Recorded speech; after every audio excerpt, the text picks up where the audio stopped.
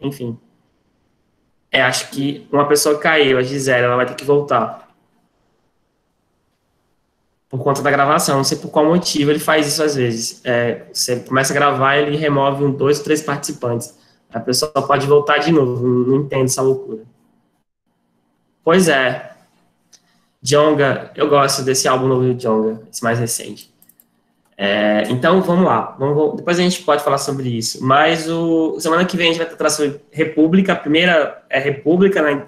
O processo da instalação da República, os 30 primeiros anos, né? As oligarquias, depois era Vargas, que é o período aí de 30 a 45.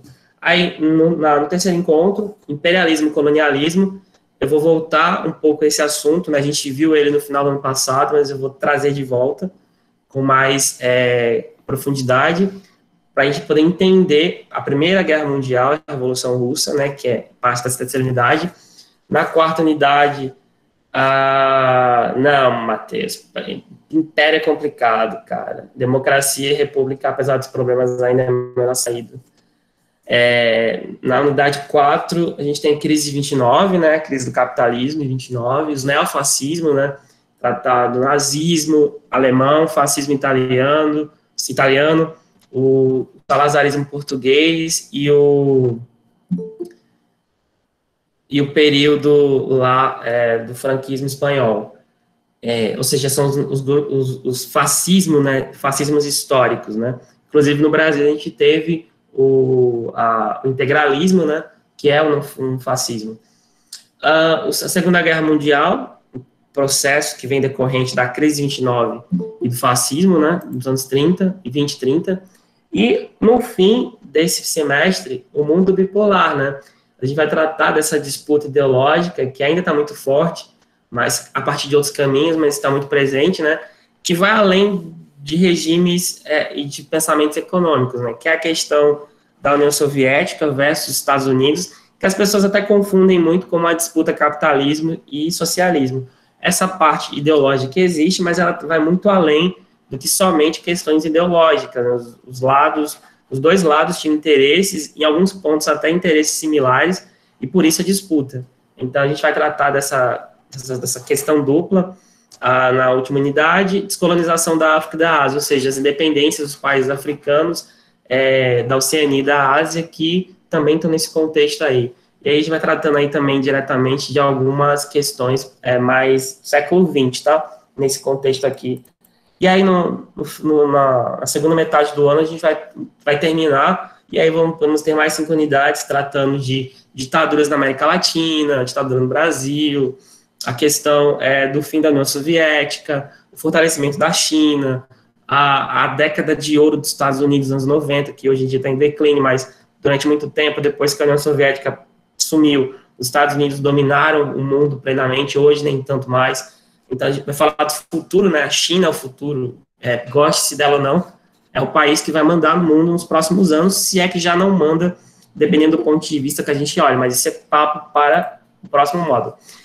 Então, a unidade de hoje, a aula, está presente lá, então vocês têm aqui, sempre vai ter, vocês sabem que essa estrutura é básica, é toda disciplina, né? A explicação, né, dos objetivos, o objetivo dessa aula de hoje é a gente entender as dinâmicas econômicas da região e as mudanças sociais do norte, né? Vai tratar basicamente a história do norte, compreender essas mudanças que ajudaram a configurar a região na atualidade. E os conteúdos, assim, de modo geral.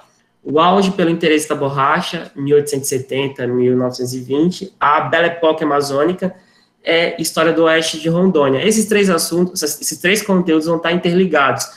A gente não vai ver aqui de modo compartimentado, eles vão estar aparecendo na minha fala, nesse contexto aqui, ligado, né, à questão dessa história macro da Amazônia, e aí vamos tratar de história da Amazônia Ocidental e de Rondônia. Vocês vão ver o caminho que vai ser feito ao longo dessa fala. Então, estava aqui o link, né? Os conteúdos estão presentes aqui. Eu coloquei algumas matérias da revista Aventuras na História, que era uma revista física muito boa. Ela continuou hoje como site. No site ele não está tão legal assim.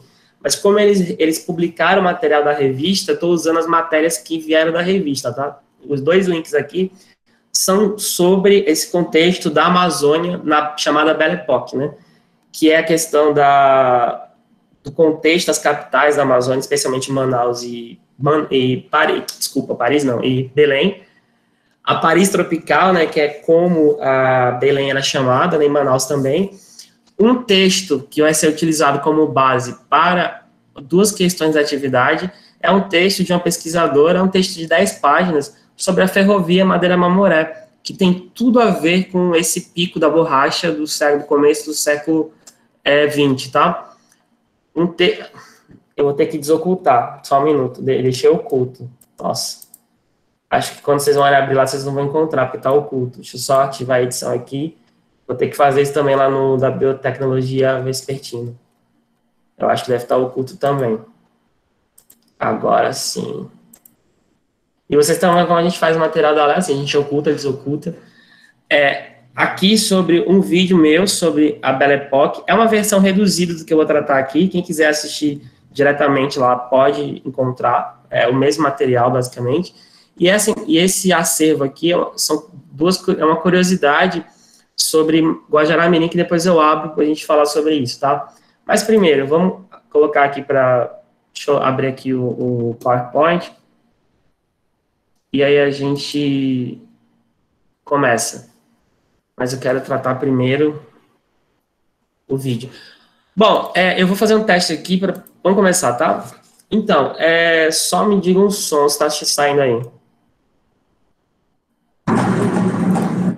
Deu para ouvir? Dá para ouvir?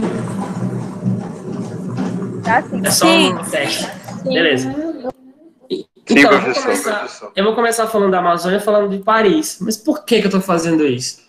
Bom, primeiro porque é igual aquela banda de rock, porque eu quis, né? Eu quis, né? Porque eu quis fazer.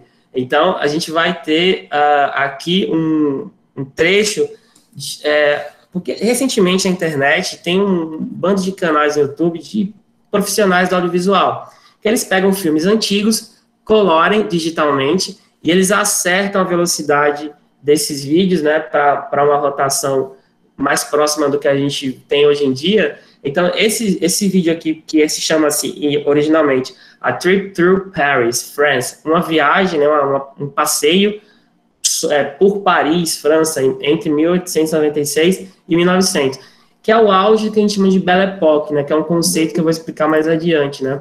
Então, a gente tem uma cidade, né, que era considerado o centro da modernidade, o centro da vida moderna, da ciência, da questão do desenvolvimento urbano, do planejamento urbano, da moda, dos hábitos, tudo que Paris produzia, das revistas ao cinema, era consumido no mundo todo. Então, era uma cidade modelo da modernidade, né, desse processo de mudança rápida que começa a acontecer no século XIX e que se expande para o mundo todo, e Paris acaba sendo o centro que reflete isso. Então, esse filme aqui, ele foi produzido na época, alguém pegou ele e colocou som, que ele não tem som, e coloriu as imagens, né, e acertou a velocidade.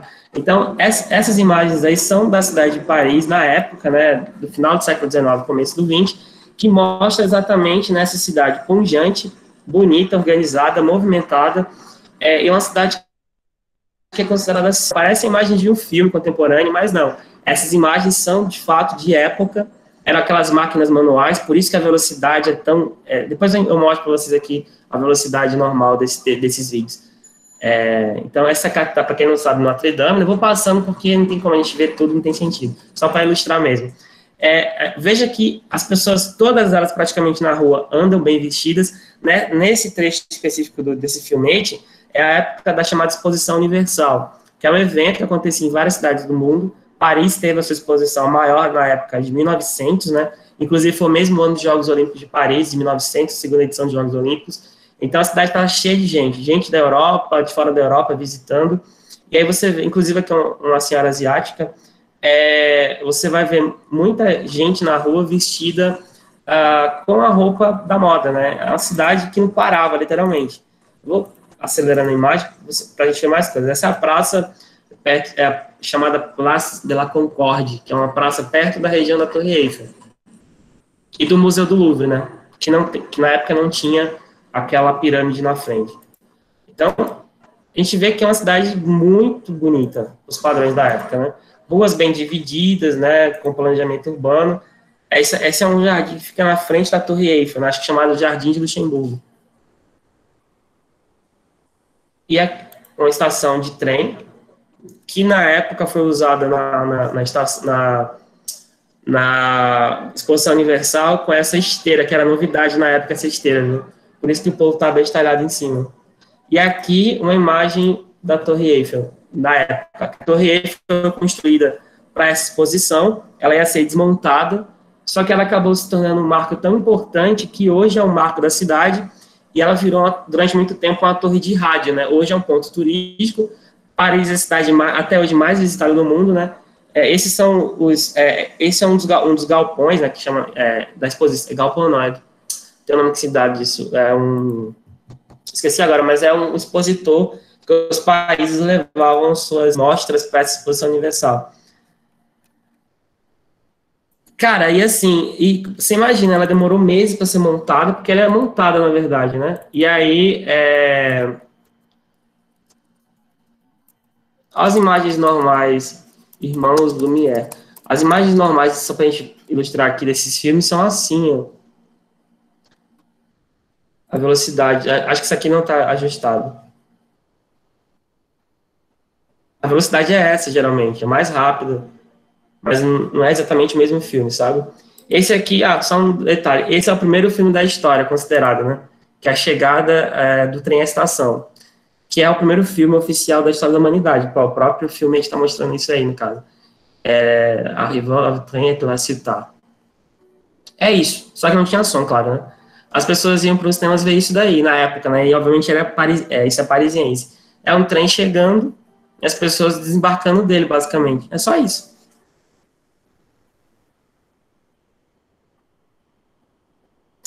É engraçado que alguns historiadores relatam que nas sessões desses filmes, que aconteciam nos circos, na verdade, né? Não era em cinema, como a gente conhece, as pessoas se abaixavam com medo, né? Porque achavam que o negócio ia sair da tela. Então é muito louco o modo como o cinema causava esse impacto, e Paris era um dos principais centros produtores de cinema da época, né? Era, exatamente. E hoje as pessoas têm 3 horas dos Vingadores. Assim, começou assim. Começou assim. É muito louco isso, na verdade. Vamos voltar aqui. Então, a gente está falando de Paris, está falando de Belle Époque, né? Que é o período que a gente trata esse momento aí do mundo, né? Especialmente nas cidades do mundo. E a gente teve uma Belle Époque amazônica, né? A Amazônia também vivenciou esse espírito da época, copiando Paris, copiando as cidades que eram consideradas modelo daquele contexto, né? Então, esse conceito, a Belle Époque foi o período entre o final do século XIX e o começo do XX, que ficou conhecido pela euforia com o progresso tecnocientífico ocidental. O espírito da época era espalhado pelo mundo através da literatura e das ideias que circulavam com a rapidez da modernidade. O cinema teve um papel fundamental nisso, né? As revistas também, que levavam a moda, as ideias, os livros que publicavam o que os autores de lá estavam pensando. Arte, eletricidade, planejamento urbano e velocidade eram alguns dos elementos celebrados.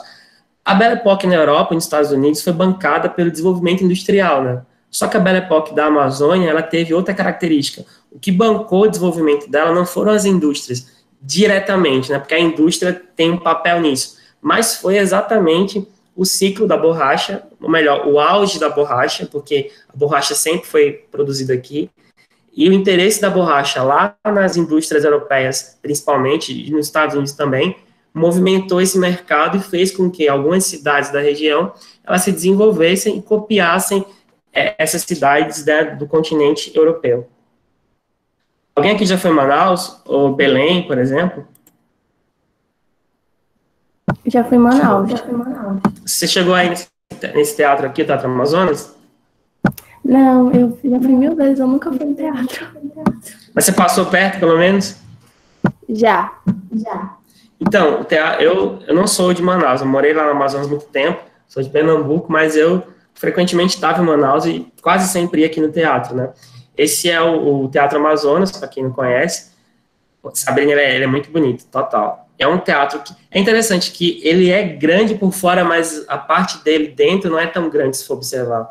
Ele foi construído basicamente com o dinheiro da borracha, né? Os teatros da época eram cópias principalmente dos teatros de Paris e Milão. No caso de Manaus e de Belém, eles copiaram o Teatro Scala de Milão, né, que é um teatro muito conhecido. Mas a grande parte do material feito, o Google Maps ajuda, cara, muito, o Street View principalmente, né? Basicamente, ele foi feito, uma grande parte dele, copiando os teatros europeus, e muitas peças vieram da Europa, especialmente os ladrilhos, né, daquela cúpula que ele tem grande em cima. Ele se tornou as companhias de teatro, de música e dança que vinham se apresentar aqui. Muitas delas vinham da Europa, ficavam meses no Brasil, chegavam em Manaus, ficavam lá um tempo se apresentando. Aconteciam bailes aqui dentro do teatro, mas não na parte do teatro, mas nos salões ao redor, porque o teatro a gente acha que é só isso aqui. Não, ele tem vários salões, e isso daí é dia da borracha, literalmente. Sangue e suor de seringueiro que morreu para dar dinheiro para seringalista, que deu dinheiro para casa aviadora, que vendeu a borracha, caso os caras das elites, e com esse dinheiro bancou as reformas urbanas de Manaus e Belém e construiu o teatro. As elites da época queriam. Para ter uma ideia, galera, o pessoal da época em Manaus e Belém mandava as roupas para serem lavadas lá em Lisboa. Eles não lavavam a roupa aqui no norte, porque as águas, elas eram águas, elas deixam a roupa mais amarela, né? Então, eles usavam a roupa, guardavam. Aí, em determinada época do ano, mandavam via navio para Lisboa, a roupa era lavada na Europa e voltava para o Brasil. Quem tinha dinheiro podia fazer isso, né? Não todos, mas uma parte das elites fazia isso. As roupas, quando eu estou falando, essas roupas que usavam nessas festas, sabe? E, obviamente, compravam também de fora. Esse é o mercado municipal de Manaus, Adolfo Lisboa. Ele é uma cópia de um mercado parisiense, né? O mercado de Los Halles. Inclusive, muitas cidades brasileiras imitam esse modelo de mercado, né? Recife tem um mercado parecido, que é o mercado de São José. Belém também tem. Outras cidades como São Paulo. Leva a gente para a excursão, professor. Lá em Porto Velho tem uma rua chamada Rua Paris. A gente pode visitar Paris também lá. E tem uma avenida chamada Avenida Amazonas, né? A gente também pode ir para lá. Dá para fazer as duas coisas. A gente vai para Paris de manhã e vai para a Avenida Amazonas de tarde. A gente trabalha com o que tem. Ou então abre aqui a Street View, que está aberto, inclusive, para a gente ver isso daqui a pouco. Aqui é na frente do Teatro Amazonas, né, a Praça São Sebastião. Esse é um monumento em homenagem às navegações portuguesas. Esses ladrilhos aqui são imitando Lisboa, então é interessante. Esse desenho de calçada é de Lisboa, Manaus copiou, e depois, nos anos 40, o Rio de Janeiro copiou, e depois a Anitta veio e lançou Girl from Rio, né, com a mesma coisa. Então, na realidade, o Rio de Janeiro copiou Manaus e Manaus tinha copiado Lisboa, sabe? Tem esse sentido, tem esse contexto. Então, também é uma praça da época desse contexto. Na verdade, deixa eu só mostrar aqui para vocês. Manaus está aqui aberto. Isso aqui é o centro de Manaus, né? Para quem já foi lá, tá reconhecendo a Praça do Relógio, né? Perto da Matriz, que é essa igreja aqui atrás. Então, o teatro está nessa rua lá em cima. Então, essa é a Avenida Eduardo Ribeiro. Os trilhos do bonde da época passavam desse lado aqui. Tem uma imagem depois que eu vou mostrar mais adiante. Então, essa igreja matriz de Manaus, ela foi construída também nesse momento, né, desse auge da borracha. Tem batalha de rima aí, exatamente. Tem muito rapper bom no Amazonas. Para quem é de rap conhece, tem uma galera boa lá. Então, o centro de Manaus, essa parte daqui, essa parte histórica, né? Então, a cidade ela foi crescendo depois do tempo, mais para cima, né? Mas ela nasceu aqui, na margem do Rio Negro. E, inclusive, o Pop Teatro Amazonas está nessa região, né? A gente vai visitar agora esse contexto aqui. Essa igreja, aqui ao lado da igreja de São Sebastião. Tem um picolé muito bom aqui na esquina, recomendo aqui, ó. Quem for, vai, peça de Tucumã, nessa sorveteria aqui. E tem esse barzinho legal aqui, é cheio de velho chato, mas é legal o barzinho. Essa é a igreja. Aqui tem um Tucumã legal, que é o Acusesse, e aqui tem o teatro. E aqui tá a praça e o monumento, né? Tudo isso aí foi feito na época, no caso, esses prédios aqui mais antigos, né? O teatro é gigantesco, pode ver. Só que a parte de dentro dele é muito pequena, daqui a pouco eu entro nele. Esse é o Palácio Rio Negro, passamos dele. Aqui, Aqui é o Palácio Mineiro, foi sede da Justiça, também é um prédio histórico. Vamos tentar entrar aqui no teatro, porque o Street View não tem disponível o passeio virtual no teatro, mas alguém tirou aquela foto 360 graus e dá para entrar. Vamos ver se a gente consegue. Acho que foi. Então, e esse é o teatro por dentro. São a visão daquela entrada dele. Você sobe as escadas e desce. Essas divulgações é ótimo, não estão me pagando um centavo. Então, veja, ele não é grande, né? Aqui acho que são 150 cadeiras. É interessante que na época tinha um sistema de refrigeração que não dá para ver daqui. E embaixo das cadeiras tem uns furinhos, né, no chão, por tubulação, porque é muito quente, né? Hoje, inclusive, o teatro aqui não pode ter sistema de ar-condicionado potente, porque senão ar-condicionado e Amazônia não é uma coisa que dá muito certo, né? A Morena não quer rapper, não, cara. Ela quer o Zé Riquinho. É fogo. E aqui a gente tem, eu acho essa cúpula muito bonita, e esse manto aqui da frente, essa aqui tem um nome que se dá, mas não é a cortina está atrás. Tem um nome em teatro que se dá isso aqui. E aí, é homenagem a uma metalinguagem, né? Uma cortina que abre a cortina, muito louco. Então, eu acho muito bonito, assim, é um dos teatros mais bonitos do país, eu acho. Esses são os camarotes, né? Aqui em cima tem um camarote do governador e do presidente, quando ele vai lá, se vão lá, né? Então, é um teatro de elite, na verdade, né? Vamos lá. Então, além de Manaus, a gente tem outras cidades, a gente vai falar daqui a pouco, sabe? Belém, que é a outra capital da Amazônia, né? A gente fala no sentido amplo, Manaus e Belém são as maiores cidades. Esse é o Teatro da Paz. Ele é menor por fora, mas por dentro o teatro é maior. Ele fica no centro de Belém, ó. Veja que é bem maior a parte de dentro dele, né? Também é fruto desse contexto de Belle Époque na Amazônia. Esse é o Mercado Ver-o-Peso, né? Para quem já foi lá. Alguém já foi em Belém aqui? Vamos ver aqui Belém. Esse teatro aqui, acho que alguém não fez aquele passeio virtual internamente. Essa é a Praça do Centenário, né, da República, que fica lá no centro de Belém. É uma praça legal para ir, quem for um dia lá, eu acho bem interessante. Tem uns coretos muito bonitos, né, fora o teatro, que também dá para fazer passeios nele, né. Veja que também, a cor lembra um pouco de Manaus, assim como Manaus também tem aquela cor meio rosa, eles são cópia de teatros europeus, né? Símbolos maçônicos aqui, mais explicitamente, porque a grande parte dos caras que bancavam isso eram engenheiros e maçons, né? Então, você vai ver muito sim. Ele é bem mais explícito do que de Manaus. Tem muitos símbolos maçônicos nesse sentido, né? Então, vamos lá, voltar aqui. E o Ver-o-Peso, deixa eu ver se eu consigo abrir aqui para a gente voltar para o contexto. O Ver-o-Peso também é da época desse auge da borracha. Quando for no Ver-o-Peso, não vá segurando o bolso, porque tem muito assaltante aqui, se você for um dia aí. Os caras roubam assim, na cara dura. Acho que cliquei errado. Lá, meu filho.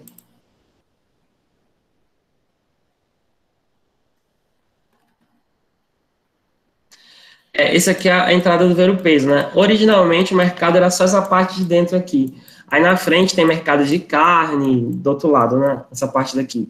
Então, esse centro todo de Belém é dessa época, né? Na verdade, as cidades copiavam Paris, cara. Não tem como ser. Hoje a gente copia Dubai, copia Nova York, que hoje são cidades que são consideradas modelo. Mas na época era Paris. Então, os mercados públicos, que toda cidade tem um, inclusive Guajará também tem, são cópias de mercados de Paris. Esse daqui, ele vai ser reformado daqui a um tempo, mas essa é a estrutura antiga dele, né? Porque tem uma estrutura mais recente dos anos 90, que são as barraquinhas, né? Que são essas barraquinhas daqui do lado, essas daqui. Então, essas coisas foram só possíveis por conta desse líquido viscoso aí chamado látex, né? Que é basicamente a seiva da árvore Hevea brasiliensis. Várias árvores têm esse tipo de seiva. mas a hévea, ela tem uma seiva melhor, que é mais elástica, já era conhecida pelos indígenas, e ela, o interesse nela no final do século XIX cresceu ao ponto que incentivou esse processo de mudanças urbanas que a gente viu alguns pedacinhos aqui em Belém, Manaus e em outras cidades do Brasil também. Então, essa bela época amazônica só foi por conta da borracha. Aqui tem um mapa mostrando onde é que essa árvore estava espalhada, né, nesse contexto. Essa parte cinza escuro, que vai desde o Maranhão, o Pará, até o Peru, passando pela Bolívia, Brasil, né, e uma partezinha pequena da Colômbia, são as áreas de incidência da Hevea brasiliensis, ou caúcho, né, que é a árvore que ela dá esse látex mais viscoso. Aqui em Guajará, acho que tem seringueira, né, na região do Pacaasa, né, se eu não me engano. Acho que aqui na cidade não tem nenhuma plantada. Vocês já viram alguma árvore de seringueira? Sim. Ali no Parque Circuito tinha, se eu não me engano. Eu não cheguei a olhar as árvores de lá. Eu sei que tinha, aparentemente tinha uma castanheira, né? Tem um tronco de árvore velha ali que parece castanheira, uma que está morta, inclusive. E professor? Mas se você professor, para mim, a árvore é tudo igual. Pode falar. E professor, lá em Jaru, onde eu morava, tinha um monte. Jaru tem na cidade ou na zona rural? Na zona rural. Zona rural, né? Nas cidades, Manaus tem, mas são em parques, né? Ela é plantada só para questão urbana, mas ela tem muito no interior. Na cidade que eu morava, lá no Amazonas, Tefé também tinha ao redor da cidade. E tinha muita castanheira na cidade, porque é proibido derrubar castanheira. É uma questão de lei, não sei se vocês sabem. Mas essa hévea está presente, eu falei hévea, não foi erva não, porque na outra turma eu falei hévea, o menino perguntou se está falando de erva. Não, hévea, que é o nome dela, né? Hevea brasiliensis. A gente está ali nessa parte do mundo aqui, tá? É porque qualquer coisa que eu fale aqui, nossa, gente do céu, eu sou a lei. Pois é, depois que... Vocês sabem que são parentes, a gente vai ter problema de energia elétrica esse ano, né? Vocês estão ligados nisso, né? E isso, em parte, se deve ao desmatamento, né? A gente vai ter um problema muito sério de falta de chuvas, porque simplesmente o desmatamento está crescendo tanto que, fora o El Niño, a gente vai ter bandeira vermelha. Exatamente. Pode esperar que a gente vai ter um racionamento em breve. Aqui são os rios da região, para quem não conhece, vocês moram nessa parte aqui de Guajará-Mirim, tá aqui, ó. Os rios da região são as estradas, igual aquele comercial da Marinha, né? O rio são as estradas, os barcos, etc, etc. Então, a gente tem os rios, especialmente o rio Amazonas, Solimões, o rio Juruá, o rio Purus, o rio Madeira, são os rios onde a produção de borracha circulava. Tanto é que a questão da construção da ferrovia está muito conectada com essa questão da borracha e, obviamente, dos rios, né? Porque como não tinha condição de navegar nesse trecho do Madeira, Mamoré, por aqui, até a região lá de Porto Velho, a estrada teve que ser construída para escoar a produção de borracha da Bolívia, dessa região que na época era Mato Grosso, né? Rondônia, vocês sabem que foi parte de Mato Grosso no começo do século, para escoar para Porto Velho e de lá ir pelo Rio Madeira para chegar até o Rio Amazonas e sair lá no Oceano Atlântico e chegar na Europa, principalmente. Então, os rios da região foram fundamentais para chegar nos lugares que a seringueira estava, para poder os seringais serem criados, né, estruturados, e para escoar a produção. Vamos seguir adiante. Sim, a cidade que eu morava é essa daqui, até fecha, dá para ver, é aqui no meio. E ela teve um papel importante porque ela é porta do rio Juruá, praticamente. Então, a ocupação do Acre e do sul do Amazonas só foi possível na navegação do Juruá. E Tefé tinha uma relação muito importante com essa ocupação e com as seringueiras dessa área daqui também, seringais, no caso. Então, esse processo todo se deu por conta da Revolução Industrial, né? O interesse da Revolução Industrial é porque a borracha ela começou a ser usada para apagar o papel, né? Ou seja, apagar o que está escrito no papel. Não façam a piada que apagar o papel, porque a borracha não apaga o papel literalmente, né? Aqui é uma figura de linguagem. A questão de usos para capas impermeáveis, né? Que a indústria precisava de capas para proteger as máquinas, proteger os trabalhadores. Então, a borracha ela conseguia dar essa proteção, né, pela resistência e elasticidade que tinha, ou que tem, né, e ele rasga o papel, literalmente, né, na verdade. E dois processos interessantes. Vocês já ouviram falar de duas marcas de pneus, né, a Goodyear e a Dunlop, né, tá cheio das publis aqui nessa minha aula. Vocês já ouviram essas duas marcas de pneu, né, Goodyear e a Dunlop, né? Eu acho que já devem ter visto. Na verdade, Goodyear e Dunlop são fábricas que foram criadas, né, fundadas na Revolução Industrial por dois caras, né, e eles encontraram dois processos importantes. Na Goodyear, o Goodyear, no caso, que era um engenheiro, criou a vulcanização, que é um processo de trabalhar a borracha para tornar ela mais maleável e elástica, ela não quebrar, né, ela estica e permanece de boas ali, e pode ser trabalhada para várias coisas, e o Dunlop para pneus, né, que criou os pneus que deram mais conforto para os carros, né. Aqui a gente tem um GIF de um dos carros mais vendidos da história, que é o Ford T. Esse carro aparece em todo tipo de filme dos anos 20, 30, até o começo dos anos 40. É exatamente a borracha que possibilitou com que os carros pudessem fazer isso aí.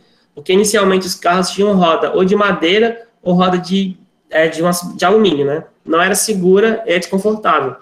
A borracha amortece os impactos. Então a borracha, ela possibilitou que se tornasse, né, mais fácil o trajeto dos carros e, consequentemente, para facilitar o transporte, né? Mas tem aquela piada porque a roda de trem de ferro não é de borracha. Porque se fosse... Nossa. Zorra Total já acabou, minha gente, pelo amor de Deus. Não.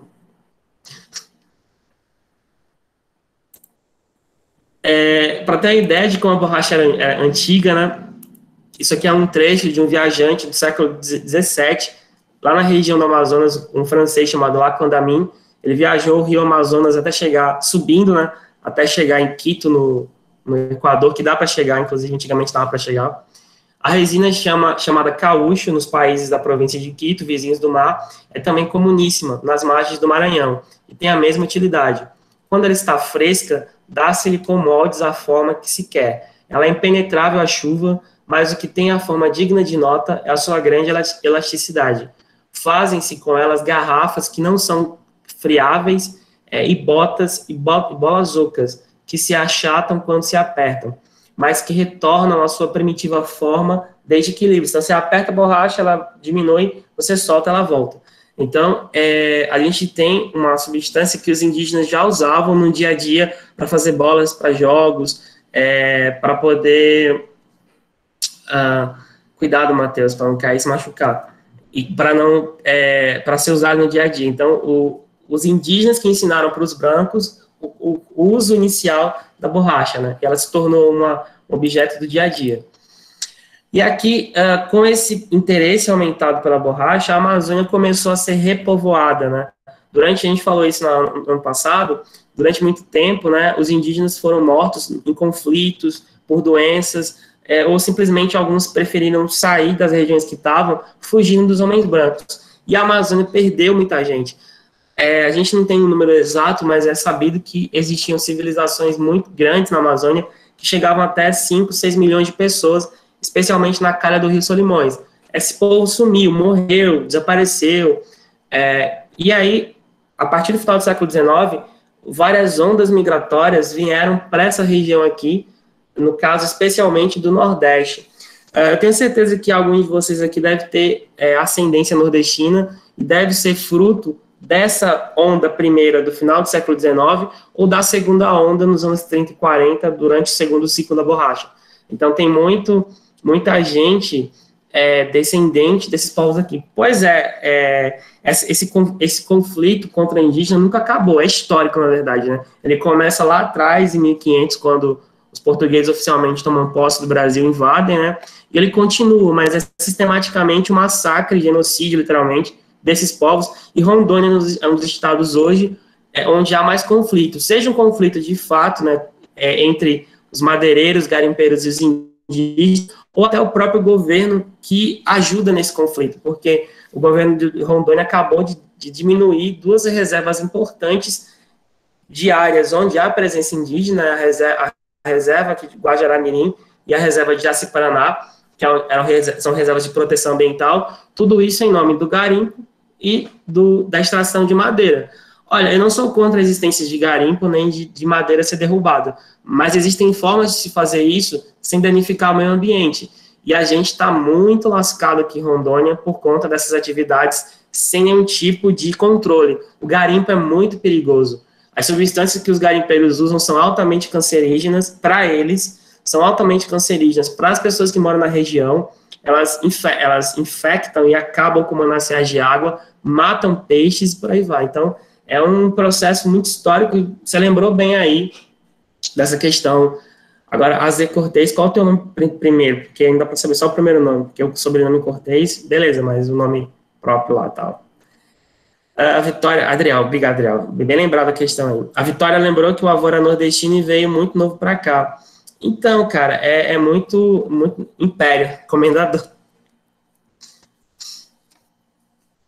Enfim, eu vou mostrar o trecho aqui de uma série. Eu tirei onda na outra turma, que é uma série da Globo Lixo, né? Mas eu não sou anti-Globo, eu não tenho discordâncias com a Globo, mas eu não queria chamar a Globo Lixo na seriedade, tirando onda, sabe? É uma série chamada Amazônia, de Galvez a Chico Mendes. Ela está disponível toda no YouTube, né? Inclusive, por sorte, o YouTube não cortou essa parte da outra aula, então vou mostrar de novo. Eu só vou mostrar um trecho inicial dela, né? É uma série de 2007, se não me engano, da Glória Pérez, que é a mesma autora do Clone e de outras novelas.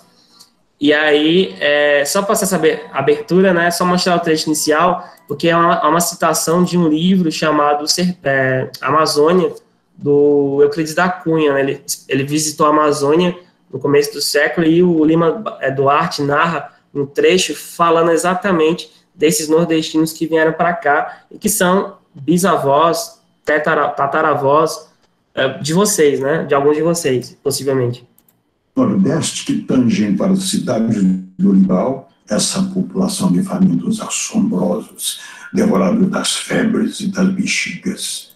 E a preocupação exclusiva do poder público consiste em libertá-las o quanto antes daquela invasão de bárbaros. Mandávamos para a Amazônia, vastíssima e despovoada, o que equivalia a expatriá-los dentro da própria pátria.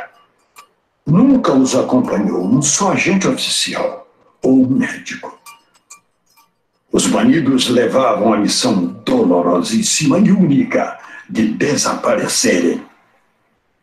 E não desapareceram. Naquele extremo sudoeste amazônico, 100.000 sertanejos ou 100.000 ressuscitados repatriavam-se de modo original e heróico, dilatando a pátria até os terrenos novos que tinham desvendado. Euclides da Cunha.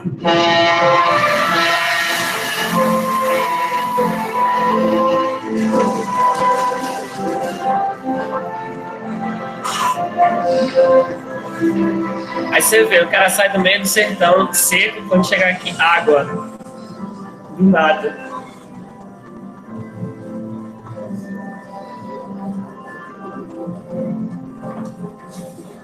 Onde é que fica esse Acre, Inácio? Faz mais de mês que a gente está nesse bar, só vendo água e mata pela frente. Quem vai para esse Serengar está fazendo dinheiro lá. Nós vamos passar uma temporada lá, e depois nós voltamos para o Ceará quando dá a festa. Só que não. Não ouvi o homem que fez a seleção da gente. Dá até medo. Parece até que estamos voltando para o mundo como ele era antes de Deus botar a gente nele. É uma vida nova que está começando para nós, Angelina. Só um parênteses. O que acontecia no final do século XIX?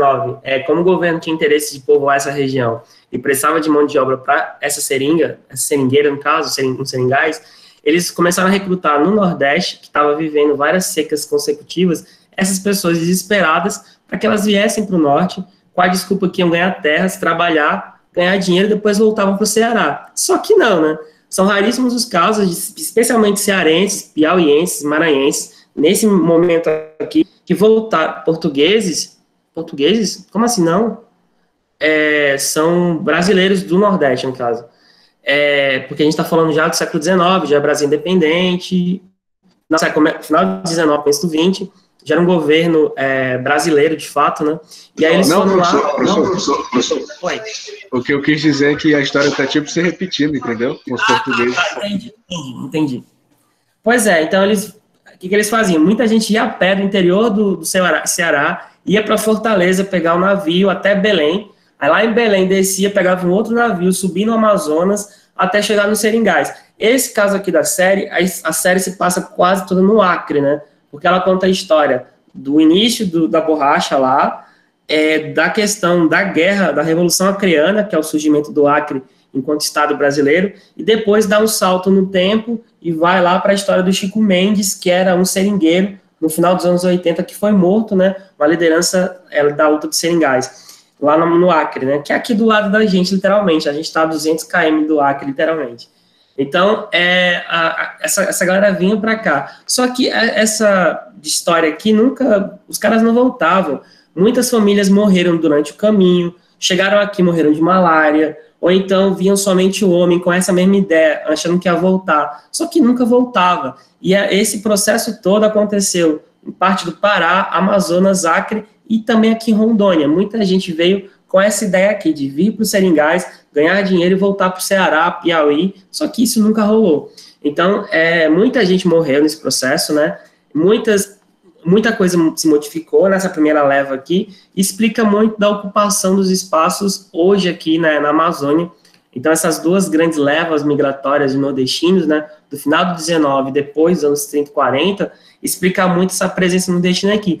Tanto é que a Amazônia, muito da cultura dela, hoje, é um reflexo da mistura da cultura do local com a cultura nordestina. Por exemplo, os festivais folclóricos do Amazonas, do Acre e Rondônia, tem muita coisa do Nordeste, tem forró, tem os bois, né, a história dos bois, que Parintins tem boi, aqui também tinha, vieram para cá, o Ratatá do Pokémon, vieram para cá com esses nordestinos, né? Então, por isso que vocês dançam forró e gostam muito, conhecem forró. Aqui nem tanto, mas no Acre é muito forte, no Amazonas é forte, Roraima, Pará é muito forte. A questão dos bois, na história dos bois, que ganhou esse ar indígena, mas ele ganhou aqui no Norte, né? Porque ele veio do Nordeste. Essa história dos bois no Nordeste é muito forte. Vem para cá. Então, a culinária, o prato vatapá, por exemplo, é um prato nordestino. Veio para cá com essa galera aí. Então, aqui acho que vocês comem vatapá em Rondônia, né? É o que parece, acho que come também. O vatapá é um prato de origem nordestina, baiana principalmente. E ele tinha todo o Nordeste todo também, claro, mas ele vem para cá nessas levas migratórias. Ele não existia na região anteriormente. Vocês sabiam disso? Vocês estudavam isso na escola, eu acho, né? No ensino fundamental, ou não? Brevemente, professor, brevemente. Não foi muita coisa aprofundada. Então, é importante falar da história do lugar. Rondônia tem uma história muito interessante, né? Especialmente aqui em Guajará-Mirim, que junto com Porto Velho são os dois municípios mais antigos do estado, né? Porque todo aquele outro lado da BR lá, Jaru, Ariquemes, Vilhena, de Paraná, as cidades dali, são cidades que têm 30, 40 anos, são muito novas. São ocupações dos anos 60 e 70, já da ditadura militar, né? Do processo de ocupação da ditadura. Essas duas daqui, né, Porto Velho e Guajará, são praticamente centenárias, né, são cidades desse primeiro momento dessa ocupação branca, né, que vem para cá depois, os telégrafos da Expedição Rondon, a questão da ferrovia e por aí vai. A gente vai falar um pouco mais sobre isso adiante. Então, só esse trecho aqui, depois a gente vai ver outro trecho de uma outra série também. Mas só para quem quiser assistir, eu coloquei o link lá depois para vocês quiserem assistir essa série completa, está disponível. E acho que ela ainda não está no Globoplay, inclusive Globo paga os copyrights para mim, que eu estou fazendo publicidade de graça. Então, esses seringais, né, eles tinham dois sistemas específicos, né? Eles têm um sistema de barracão, ou tinham um sistema de barracão, né, que é um sistema local, e tinha um sistema de aviamento, né? O sistema de barracão é um sistema dentro do seringal. Então, estava presente na Amazônia toda, né? Nos seringais da Amazônia inteira. Então, é um sistema onde havia vários papéis, né, específicos de tipos de seringueiro, né? Até os jagunços, os seringalista. Então, o mateiro, que é o seringueiro que acordava 3 da manhã, ia para o meio da mata, para colocar lá os coletores nas árvores da seringueira, para depois, em certo momento do dia, ele voltar e recolher aquilo, colocar num grande galão e depois levar, né, para ser trabalhado no tapiri, depois vender as pelas, né, que são as bolas de seringa, e por aí vai. Aí tem os toqueiros, tem os noteiros, que é o cara que anota o andamento, porque o seringueiro era totalmente controlado pelos patrões, né? Então, tem o gerente seringal, né? Basicamente, sabe, o gerente gerencia os seringais, os jagunços responsáveis por cuidar da segurança do seringal, porque lembrando que esses seringais estão dentro de áreas de índios, né? Então, os conflitos com indígenas eram muito grandes. E um seringueiro, ele andava no meio da floresta, então ele podia entrar em contato com esses grupos e ter conflitos.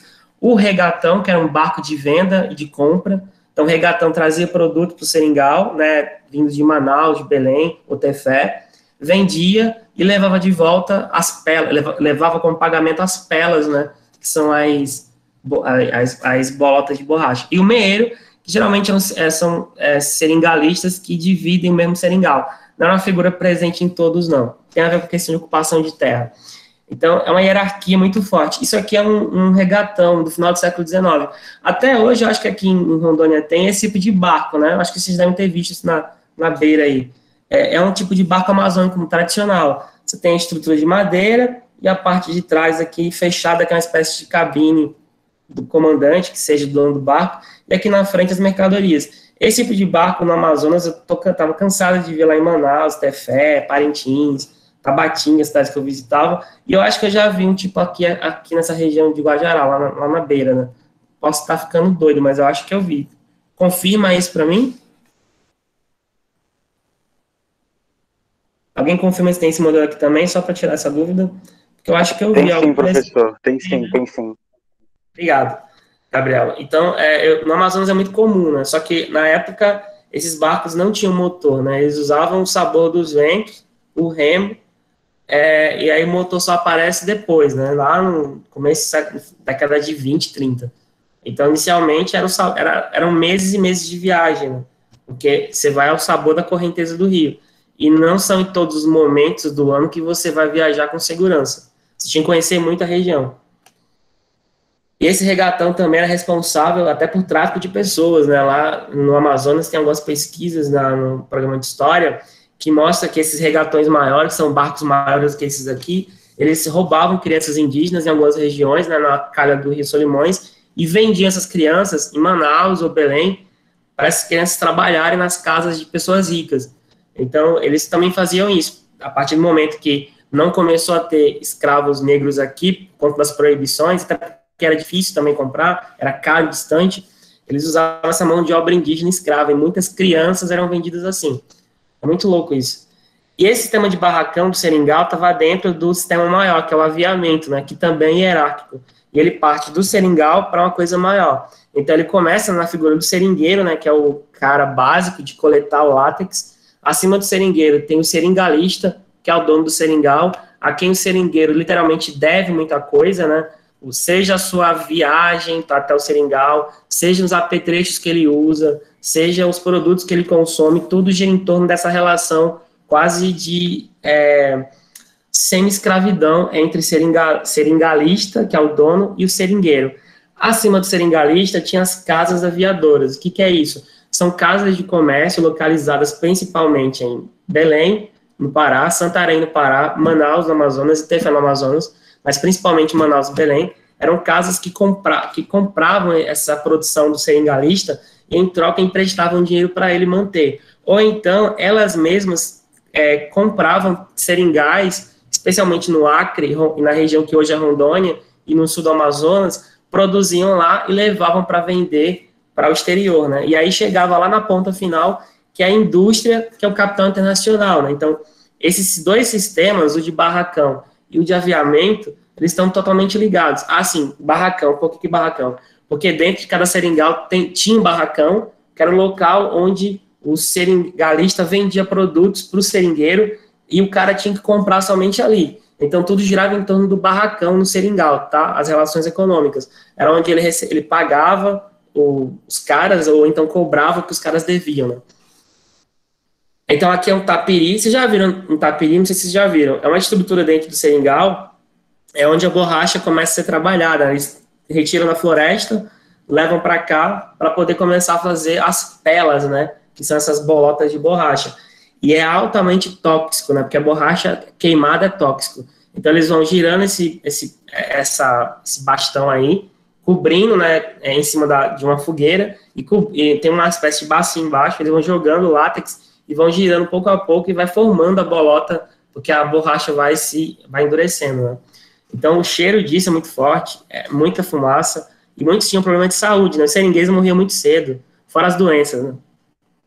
Aqui, esse é um barracão típico, né? Era assim um barracão. Só que isso aqui é uma reconstrução que hoje está no Museu do Seringal em Manaus. Esse museu, ele foi criado a partir dos vestígios, né, de uma produção de cinema chamada A Selva, de 2002, uma produção luso-brasileira, né, de Portugal e do Brasil. E eles construíram um set de filmagens, né, uma casa de seringalista, deixa eu mostrar o trailer do filme, é pequeno mesmo. É um filme de 2002, a Maite Proença foi a atriz principal, e aí eles construíram em Manaus, numa ilha perto de Manaus, os 7 imagens, né? Uma igreja, uma casa seringalista, o tapiri e tal. E aí depois que deixaram, né, lá, o governo do Amazonas pegou isso e fez um museu, que virou o Museu do Seringal. E tem tudo que um seringal tradicional tinha, né? Então o filme trata essa história de um cara que vem lá de Portugal, aí ele vem para o Brasil, ele acaba se envolvendo com a mulher do cara que recebe ele. Então tem chifre na história, né? Como quase em toda a produção, o chifre é o que move as histórias, né? Então, o seringal, ele fica na região, tinha ataque, um regatão das antigas, era assim, né? E aí a personagem é Maite Proença. E esse é o cara que chega, é o talarico, né? Literalmente. Seja bem-vindo ao Seringal, pai. E pra você, vai ser diferenciar o homem aqui, tem que andar com o olho na frente e o olho atrás. Sr. Juca, como é que eu não defendo os índios? Não tem índio, nem meios índios.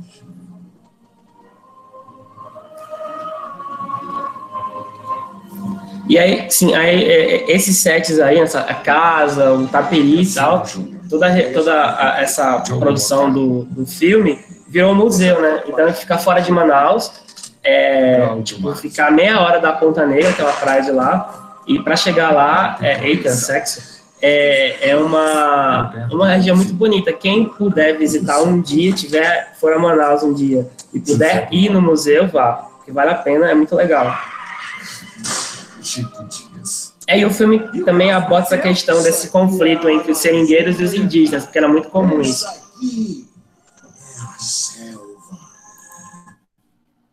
Mais 18. Coisas que você já vê no WhatsApp da vida. Mas está disponível no YouTube, inclusive. É um filme muito bom, eu acho muito legal esse filme. Acho que ele explica muito, e hoje o set dele está presente. Nesse local aí tem algumas cenas que foram filmadas, né? Esse é o barracão do filme. Então, nesse contexto também, se eu voltar aqui, nesse contexto também da seringueira, né, do seringal, a gente tem a anexação do Acre, né? Eu vou abordar aqui, porque no próximo slide eu vou cortar essa parte para não ficar muita coisa. Alguém aqui já visitou o Acre? Só uma pergunta. Ou nasceu lá, ou conhece gente de lá? Você foi em qual cidade? Rio Branco? O que você achou de Rio Branco? É bonita, né? Eu nunca fui. Ou você achou feia? Rio Branco é bonito. Dizem que é mais bonita que Porto Velho, né? Estão incitando a rivalidade aqui agora. É verdade isso? Assim, algumas questões, porque as lojas lá são bem bonitas, um negócio bem bonitinho. Falaram que era bem organizada. E o Acre nasce exatamente desse interesse da borracha, né? Dizem que tem mais diversão lá do que Porto Velho. Porto Velho é meio parado. Eles são muito limpinhos. Muito o quê? Muito limpinho. Tipo, a rua é toda limpa. Nossa, muito limpinho. O outro dizendo vários dinossauros. Tem um menino do Acre também, né? Tem várias atrações turísticas lá. A Marina Silva também. E por aí vai. A gente tem... O Acre teve um papel importante nesse processo da borracha, porque antes ele era uma região que era basicamente da Bolívia, né? Pertencia à Bolívia. A Bolívia é um dos países da América do Sul que tem uma história muito bizarra, porque perdeu muito território. A Bolívia perdeu território para o Paraguai. Perdeu território para o Brasil, perdeu território para o Chile, a única saída para o mar que a Bolívia tinha, perdeu, tudo em guerras, né? A Guerra do Chaco, né? Parece nome de música, baiana dos anos 90, perdeu uma parte do sul para o Paraguai, o Brasil roubou uma parte que hoje é o Amazonas, o sul do Amazonas, naquela região ali, acima do Acre, também era da Bolívia, perdeu numa guerra, a Guerra do Pacífico entre Bolívia e Chile, perdeu o litoral, então o Acre foi o último grande território que a Bolívia perdeu. É impressionante que a história da Bolívia é uma história de derrota em guerra, é impressionante. O país melhorou um pouco recentemente, mas é impressionante. Nossa, Charmander, Tyranitar. Nossa, meu Deus do céu. Só as referências aí dos otakus online. E aqui a gente tem um mapa do Acre recente, né, que ele ganhou essa parte aqui, numa disputa com o Amazonas, né, na STF, e a bandeira do estado, que eu acho muito bonita, por sinal. Então, o Acre, ele pertencia à Bolívia, né, com a exploração da borracha, os seringueiros passam a fazer incursões lá, os brasileiros que vinham explorar a borracha aqui em Rondônia, no sul do Amazonas, começaram a invadir o território do Acre, né, aumentou a incursão e começaram os conflitos, né. Então, há uma sequência de insurreições lá, até um cara de origem francesa que tenta criar uma república no Acre, né, que é a República de Cunani, o nome da república. Deixa eu só digitar aqui para não ficar estranho, é assim que se pronuncia, Cunani. Ele tentou criar, só que não deu certo, o governo brasileiro já tinha esse interesse, e existia, claro, um interesse boliviano também. Só que aí, depois de uma série de conflitos, o Brasil assina um tratado, né, com a Bolívia, em 1903, e compra literalmente o Acre. O Acre foi comprado, né? Assim como o Alasca foi comprado dos Estados Unidos, da Rússia pelos Estados Unidos, inclusive uma das coisas mais idiotas da história, porque o Alasca, depois os norte-americanos descobriram petróleo, assim, de bilhões de barris, né, lá, a Rússia vendeu de idiota, a Bolívia acabou cedendo no Tratado de 1903 esse território para o Brasil. E aqui tem uma coisa importante para vocês. Esse tratado também tinha uma cláusula que a Bolívia pediu, né, obrigou o Brasil a construir o quê? Pode falar, construir o quê? Lá no Acre tem Magikarp, meu Deus do céu. Qual seria a obrigação? Construir o quê? Vocês chutam qual seria a obrigação de construir o quê?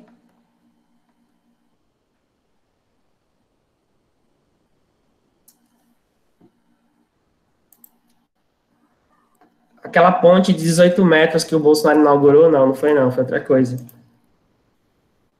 Não foi a ponte do Abuna. Qual seria a obrigação? O que vocês acham que foi obrigado a ser construído? O que é que começa em Guajará, ou começava e terminava em Porto Velho? Não é a estrada BR, de não? ferro, né? É a BR? Uhum. A estrada de ferro Madeira Mamoré foi uma obrigação desse tratado, né? Então, é por conta do Acre, ou seja, quem agora está sorrindo da cara de vocês? É por conta do Acre que vocês existem. Porque se não fosse a estrada, a ocupação da estrada, vocês não estariam aqui hoje, literalmente. A cidade de Guajará-Mirim ia ser somente porque Guajará-Mirim nem era cidade no começo do século XX, vocês sabem, né? A cidade que existia era Guaiará, do outro lado, que era da Bolívia. Aqui no Brasil era um postinho pequenininho do país, acho que inclusive era até do Exército Brasileiro, uma coisa bem pequenininha. E aí foi por conta da ferrovia que essa região daqui foi ocupada, ou seja, vocês só existem enquanto pessoas porque durante esse processo aqui de compra do Acre, o Brasil pagou e teve que fazer a ferrovia, né, bancada pelo dinheiro dos Estados Unidos, né, pela a empresa do Percival Farquhar, a questão da estrada de ferro. Então, é graças ao Acre que vocês existem hoje. Então, agradeçam a Marina Silva, que já existia antes de Cristo, e que ela que criou o Acre. Mentira, tô brincando. Agradeçam ao Acre a existência de vocês, porque se não fosse isso, é possível que os parentes de vocês não estariam aqui. E você não pode bagunçar mais seus amigos acrianos. Na verdade, as duas eram irmãs. Elas têm poder mágico, elas tocaram os dedos assim e o mundo surgiu. Está lá escrito pelo J.R. Tolkien. É um prólogo do Senhor dos Anéis, isso. Ambras reptilianas, exatamente. Exatamente. Só nas fanfics, né, aqui, né, hoje. Vamos lá. Então, a gente tem aqui algumas fotos. Cara, Jardim... Nossa. É verdade, tinha sido do Silvio Santos, né? Mas é porque a rainha roubou ele da Marina Silva, cara. Essas fotos aqui são fotos de um fotógrafo chamado Emílio Falcão. Ele viajou alguns seringais do Acre, né? Do interior do Acre, na época, obviamente de barco, e tirou fotos, né? Já o processo de ocupação, chega mesmo, ocupação do Brasil. E aí, aqui a gente tem alguns seringais, né? Eu não vou ler todas as legendas, porque, enfim, mas a gente tem o seringal Alto Alegre, o seringal Macapá. Todos os seringais ganharam nomes de regiões do Brasil. Era uma forma de ocupação, inclusive, até porque muitos desses seringais pertenciam a empresas de Belém e de Manaus, né? Eram de companhias dessas regiões que compraram esses seringais. E vejam as casas de madeira, né, com essas marombas aqui para ficarem altas por conta da cheia. Você tem a presença de mulheres, que não é muito comum, mas existia. Geralmente as mulheres dos seringais ou eram mulheres dos seringalistas, ou algumas esposas que vieram com seringueiros, ou eram prostitutas que moravam nas cercanias e que ficavam trabalhando nessa área do seringal. As histórias dos seringais, da própria Madeira Mamária também, é muito cheia de histórias de estupros coletivos de mulheres indígenas, dessas mulheres que trabalhavam também como prostitutas. São histórias muito tristes, inclusive. Então, outros seringais, a gente vê, esse é um barracão, né, um armazém desse seringal aí. Olha a quantidade de pelas aqui, isso aqui é tudo borracha, as pelas, né, que são as bolotas de madeira, no seringal Bagé. Outro seringal, né, esse pertencia, propriedade da firma Alves e Braga e Companhia do Pará. Parece nome de banda de brega, mas não é. É o nome da companhia que era dona de vastos seringais no Acre, na região que hoje é Rondônia, e no sul, que hoje é o Amazonas. Aqui é um seringal na floresta. Essa foto é interessante porque a gente vê um senhor negro aqui. Obviamente, a gente está tratando do começo do século XX. Pode ser um ex-escravo, mas pode ter sido alguém que era escravo no Nordeste e foi para lá, porque a presença de pessoas negras escravizadas nessa região do país era muito escassa, mesmo na época do auge da escravidão, sabe? Então, um questionamento interessante que a gente nunca vai ter a resposta. Então, olha só como a borracha é importante para o Brasil. Aqui tem uma tabela mostrando, né, desde 1900 até 1922, a produção mundial brasileira, né, de borracha. Em 1900, o Brasil produzia 26.750 toneladas de borracha e o mundo produzia 44.888. O Brasil, na época, tinha um equivalente a quase 60% da produção mundial, né, da porcentagem. E aí o Brasil vai aumentando na produção, o mundo também aumenta um pouco, mas o Brasil vai aumentando bastante, né?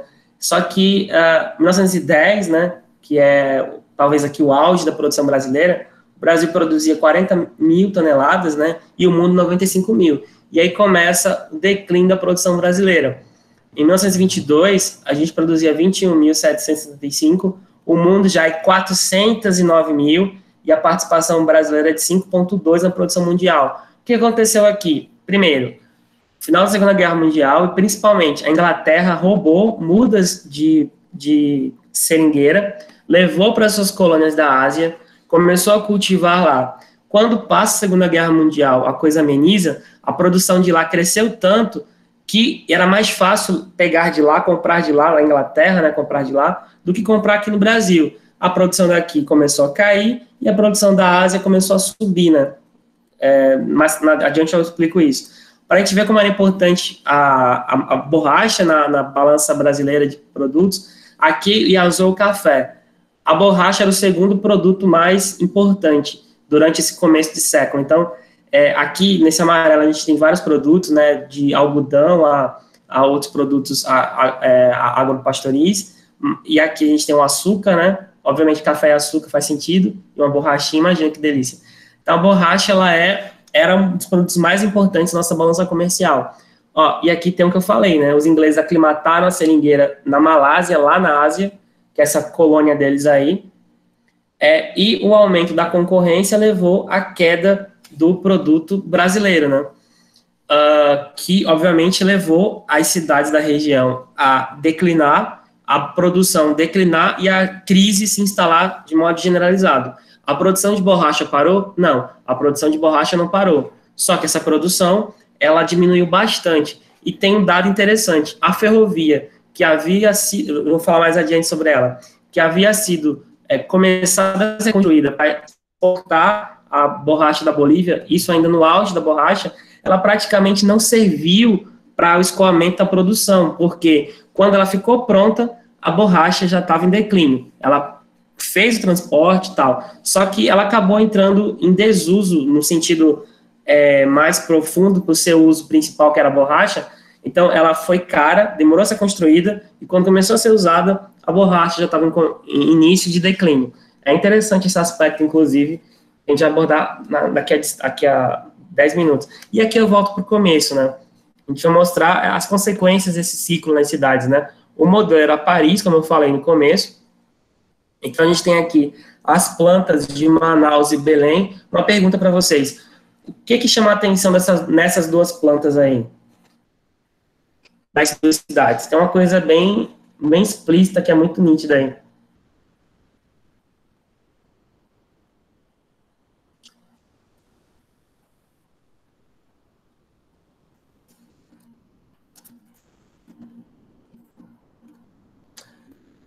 E aí, pessoal? O que chama a atenção?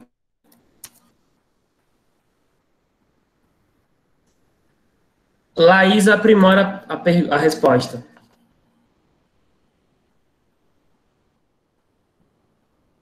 Não, Cecília Rios, não. A Laís está quase lá. É só aprimorar o que ela falou.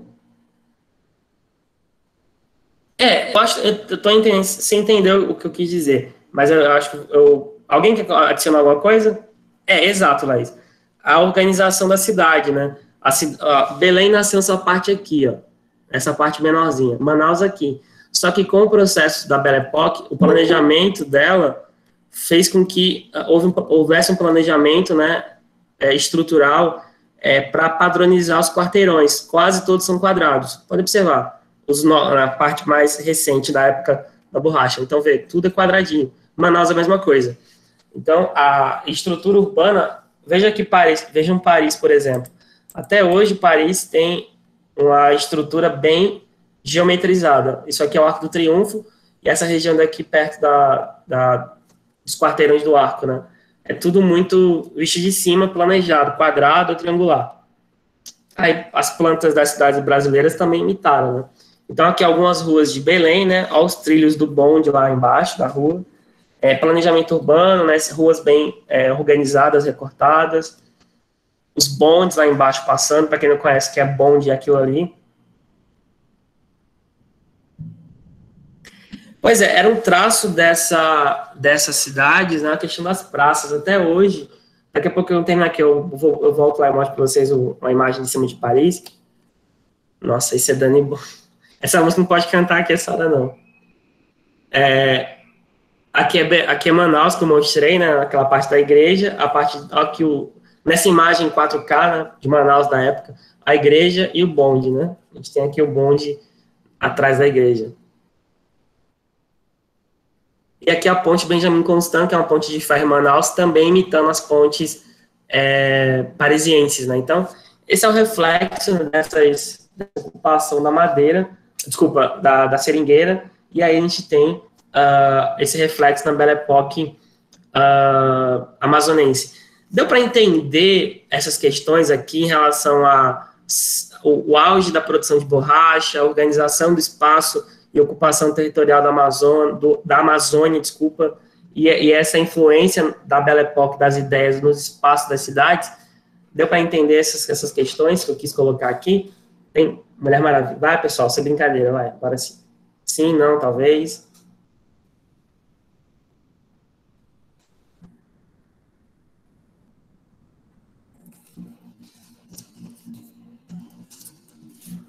Alguém tem alguma dúvida? Alguma pergunta? Pode falar, Átila. Qual é a dúvida? Você falou, eu falei sim. Não, professor?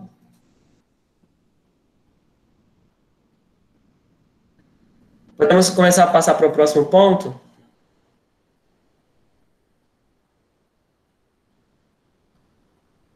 Ok, vamos passar? Ó, como eu falei, Paris de cima é assim, ó. Esse drone é muito... A Torre Eiffel atualmente, né? Veja a cidade, ela é toda quadrada, toda geometrizada. A Cecília falou das árvores, né? É um traço do planejamento urbano do começo do século XX, esses traçados geometrizados, né? Ou seja, tudo junto, geometria e árvores. Então, tem muitas praças, são as chamadas cidades de jardins, né? A cidade, basicamente, o traçado dela não mudou desde o final do século XIX até hoje, né? Tanto é que é protegido por lei, e você vai ver essa influência, né, dessas cidades, só para ter uma ideia de como o modelo de Paris influencia o mundo. Essa outra cidade, né, Barcelona, ela imitou muito Paris, né? Ó, Barcelona de cima, desse jeito. Isso tudo é influência desse modelo parisiense de avenida. Veja, as avenidas são grandes, as grandes avenidas, mas elas todas se comunicam, né? E tem outras cidades no Brasil que também, de certa forma, seguem porque esse virou um modelo de planejamento urbano, né?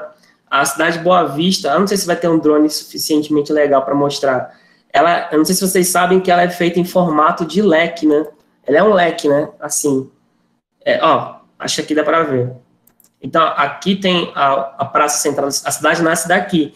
Então, ela se espalha dessa maneira. Ela também imita esse formato de cidade de Paris, só que ela foi feita mais recentemente, né? É uma cidade mais nova. Cadê? Tá vendo que ela é toda... Ela converge para um único lugar. É o estado que as pessoas confundem com... como eu falei, isso é cópia... Esse modelo de Paris ficou como uma referência das cidades na urbanização, né? Até hoje é copiado esse modelo de planejamento no século XIX. Fui almoçar e voltei, fui em Paris. Nossa. Eu vou aqui abrir o outro PowerPoint. Esse vai falar mais de Rondônia, mas na verdade falar de Rondônia. Cara, mas todas as cidades imitam, os Estados Unidos imitou os modelos parisienses. O Brasil tem muita coisa, mas, por exemplo, o Rio de Janeiro também imitou esse formato, né, na Pereira Passos. Acho que não vai ter nenhuma imagem da época, enfim, só vai ter foto. O Rio de Janeiro, o centro do Rio, né, ele também imitou esse formato. Acho que tem imagem aqui, será? Que eu falei e tal. Enfim, mas o Rio imita muito o formato de Paris também, no centro. E aí a gente vai falar sobre isso daqui, borracha e ferrovia. A Amazônia Ocidental no final do século XIX e XX, né? Que a gente vai trazer a história para cá, para Rondônia. Então, eu falei tanto da borracha, essa é a árvore que vocês devem conhecer, né? A Hevea brasiliensis, né? Que é a que produz o látex, né? Esse trecho aqui eu vou até passar, porque eu já falei isso agora há pouco. A questão da Revolução Industrial, o interesse pela borracha, né? A produção do seringais, o uso da borracha na indústria automobilística, né, que eu também falei há meia hora atrás. E aqui, esse mapa é importante, né, ele deveria estar também em outro lugar. Essa região aqui toda, esse limite é o limite onde está a borracha, até onde a borracha ia.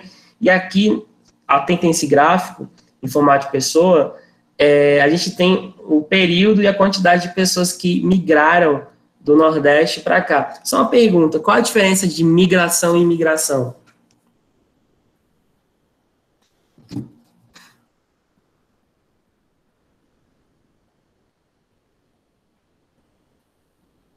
Qual é a pergunta, professor? Qual a diferença de migração e imigração? Migração é para migrar para outro canto, né? E imigração é como se fosse legal, né?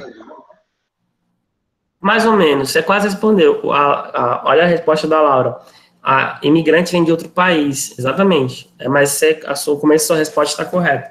No caso do Brasil, para essa região daqui, vieram muitos migrantes nordestinos, mas também vieram depois imigrantes de fora. Quando eu vou falar da ferrovia, vai ficar muito claro. Então, entre 1872 e 1890, vieram 60 mil. Entre 1890 e 1900, 200 mil, já durante o pico da borracha. E no período maior de entrada, entre 1901 e 1910, vieram 260 mil pessoas para cá. Só para ter uma ideia, a comparação, em Fortaleza, só em 1877, morreram 65 mil pessoas na seca. 65 mil, basicamente, é a população de Guajará. É como se toda a população de Guajará morresse de sede de fome no único ano na região de Fortaleza, aqui no Ceará. Então, a maior parte desses migrantes vinham do Nordeste, especialmente Maranhão, Piauí e Ceará, alguns da Bahia, Pernambuco, mas o grosso mesmo é dessa parte aqui do Nordeste. Então, migraram para cá, né, para essa região aqui. Isso só no começo do século. Depois, teve uma outra leva. Como eu falei, a gente vai ver isso na semana que vem, quando falar da Era Vargas. Então, dos conflitos, já falei da questão do Acre, essa parte eu vou pular, porque eu já falei isso aqui agora há pouco, né, a Bolívia, etc, já repeti isso, e aí vem um ponto importante. Então, lembra que eu falei que Nossa, Matheus, essa daí eu vi na internet, achei legal. Mas o Brasil ganhou a Olimpíada em cima da Alemanha, então meio que anula. Foram 3-2, foi 3-2 nos pênaltis. Eu acho que serve para alguma coisa, né, em 2016. A gente tem aqui, lembra que o Tratado de o Tratado de Petrópolis, em 1903, o Brasil pagou o Acre, mas foi obrigado a construir, pelo tratado, essa ferrovia. Esse é o mapa da época, né, da empresa que construiu a ferrovia, né? Veja que as estações e paradas, né? Oi, pode falar, alguém abriu. Essas linhas aqui do mapa é a estrada de ferro? Esse mapa aqui, exatamente. Isso. São as paradas e estações, porque tem uma diferença. A estação a estrutura é grande como a daqui, né, que era uma estação. Mas parada são geralmente locais, algumas vilas ou assentamentos que eles paravam. Então você vai ver até alguns nomes que eu acho que hoje nem existe mais, mas na época existiam, né? Guajará, Bananeiras, Vila Murtinho, Madeira, né, Chocolatal, Periquitos, Araras, que existe o Araras ainda, o bairro Araras, né? Que eu acho que já é uma área de Porto Velho ainda, eu acho ali. Eu acho que é Porto Velho ali já. Aí tem o Mutum aqui, ó, que mudou depois de lugar, né? Jaci-Paraná, o Caracol, e por aí vai, até chegar em Porto Velho. Santo Antônio e Porto Velho, que eram as duas maiores estações lá naquela área. Inclusive, Santo Antônio é um bairro hoje, né? Nossa, é possível, porque algumas coisas mudaram de nome aqui, sabe? Então, algumas ainda existem, outras não. Tipo, o Araras ainda existe, né? É um bairro pequeno lá. Então, vê que esses pontilhados aqui, e essa é uma região de floresta que foi construída a ferrovia. E a estrada que existe hoje, tanto essa daqui de Guajará até o entroncamento, uma parte dela, quanto a outra BR, né, que vai até lá de Cruzeiro do Sul, que passa por aqui pelo Acre, Rondônia, até Porto Velho, acompanhando o trajeto da ferrovia. Vocês veem, a gente usa ainda uma ponte da ferrovia, porque essa ferrovia foi deixada de lá nos anos 70, né, que ela foi encerrada, né? Mas a gente ainda usa, acho que 2 pontes da ferrovia. Quando você passa nessa região aqui mais ao norte, você vê aquelas pontes abandonadas e você vê ao longo da estrada alguns trechos dos trilhos de ferro, né? Acho que vocês já viram, né? Ou não? Ou vocês dormem o trajeto todo? Ah, então aquelas pontes lá eram da estrada de ferro, é? Uhum. Eu achava que era tipo rodovia antiga. Não. As pontes algumas foram adaptadas para serem usadas na estrada de ferro. Porque essa estrada de ferro, ela funcionou dos anos 10, 20 até os anos 70. Obviamente que no auge da produção de borracha, ela exportava borracha, né?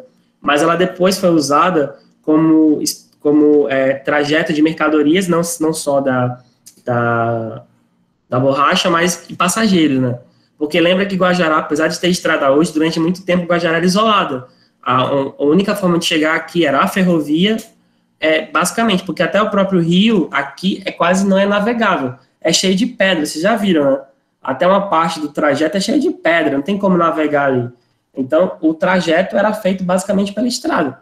Depois que foi feita a estrada de rodagem, né, com asfalto, mas durante muito tempo, Guajará dependia exclusivamente da estrada de ferro. Se não fosse isso, a ocupação daqui era praticamente impossível. Então, quem começou a investir nisso? O inglês, Percival Farquhar, com os investidores dos Estados Unidos também, né? E o Brasil, basicamente, fala o seguinte, ó, vai ali, faz a ferrovia, a gente te paga, vai, leva o povo, faz a ferrovia lá, que tu tem carta branca e dinheiro, toma. O Brasil gastou uma grana, né? O Percival, obviamente, é aquela coisa, terceirizou, o governo brasileiro não foi responsável direto pela Constituição, mas ele, nossa, lá é Farquhar, esse aqui é o Farquhar, esse aqui ele permitiu, né, a construção, acho que inclusive tem, eu não coloquei uma foto dele aqui não, deixa eu só ver se, acho que tem aqui, Farquhar, não vai aparecer aqui não. Só vai aparecer um bando de documentário feito pelos babões, tem gente que baba rico, depois eu mostro, no final da aula eu mostro, me lembro de mostrar a foto dele, que eu não coloquei aqui, não sei porquê. Então, o Percival construía, né? Então, com isso vieram ondas de migração e imigração para a região, nordestinos, gregos, sírios, turcos, caribenhos, chineses. Então, veio para cá imigrantes nordestinos, mas também imigrantes, né, nessa primeira leva da ferrovia. Certo? Vocês já viram aqui em Guajará nomes de ruas, pessoas que têm sobrenomes estrangeiros, vocês sabem disso, né? Eu acho que até alguns de vocês têm nomes estrangeiros, inclusive. Na outra turma, nas outras duas turmas tinham, acho que aqui também tem. Ou estou errado? Sim, exatamente, tem avenida com esse nome. Então, aqui veio gente da Grécia trabalhar, né, como engenheiro ou como trabalhador, gente da Síria, muitos árabes também, né, vieram para cá, muitos hindus, inclusive muitos barbadianos, né, Barbados, que era uma colônia da Inglaterra, que no Caribe veio para cá também, então, que inclusive Barbados é a terra da Rihanna, né, então, as fotos, inclusive, que a gente tem, sim, exato, Buchaca, tem Tofia, esses aí são sobrenomes de origem árabe. Aqui tem um restaurante árabe, inclusive, né, de uma família de ascendência árabe. Tem gregos também aqui. Tem muito nome estrangeiro em Guajará. O campus da Unir, Jorge Vassilikis, eu acho. Vassilikis é um nome grego, né?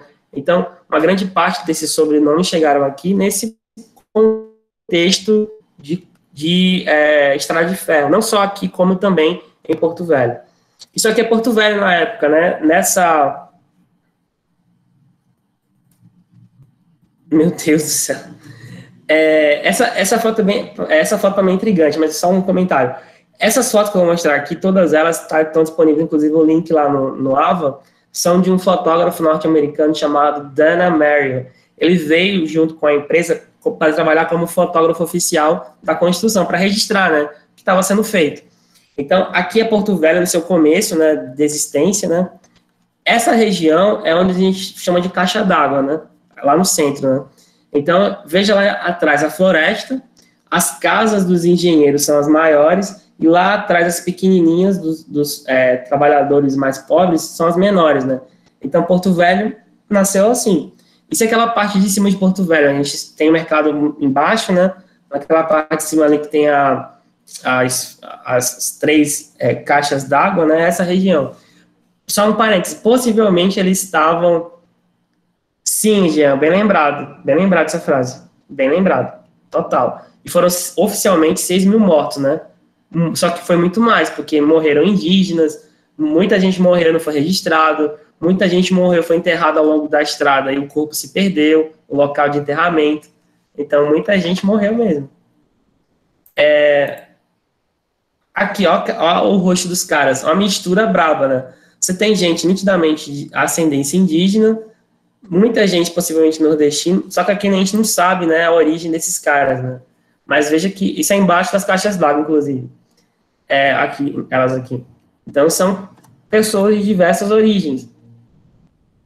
Essas daí são trabalhadores e trabalhadoras da lavanderia, né? Porque a empresa tinha lavanderia para lavar a roupa dos trabalhadores.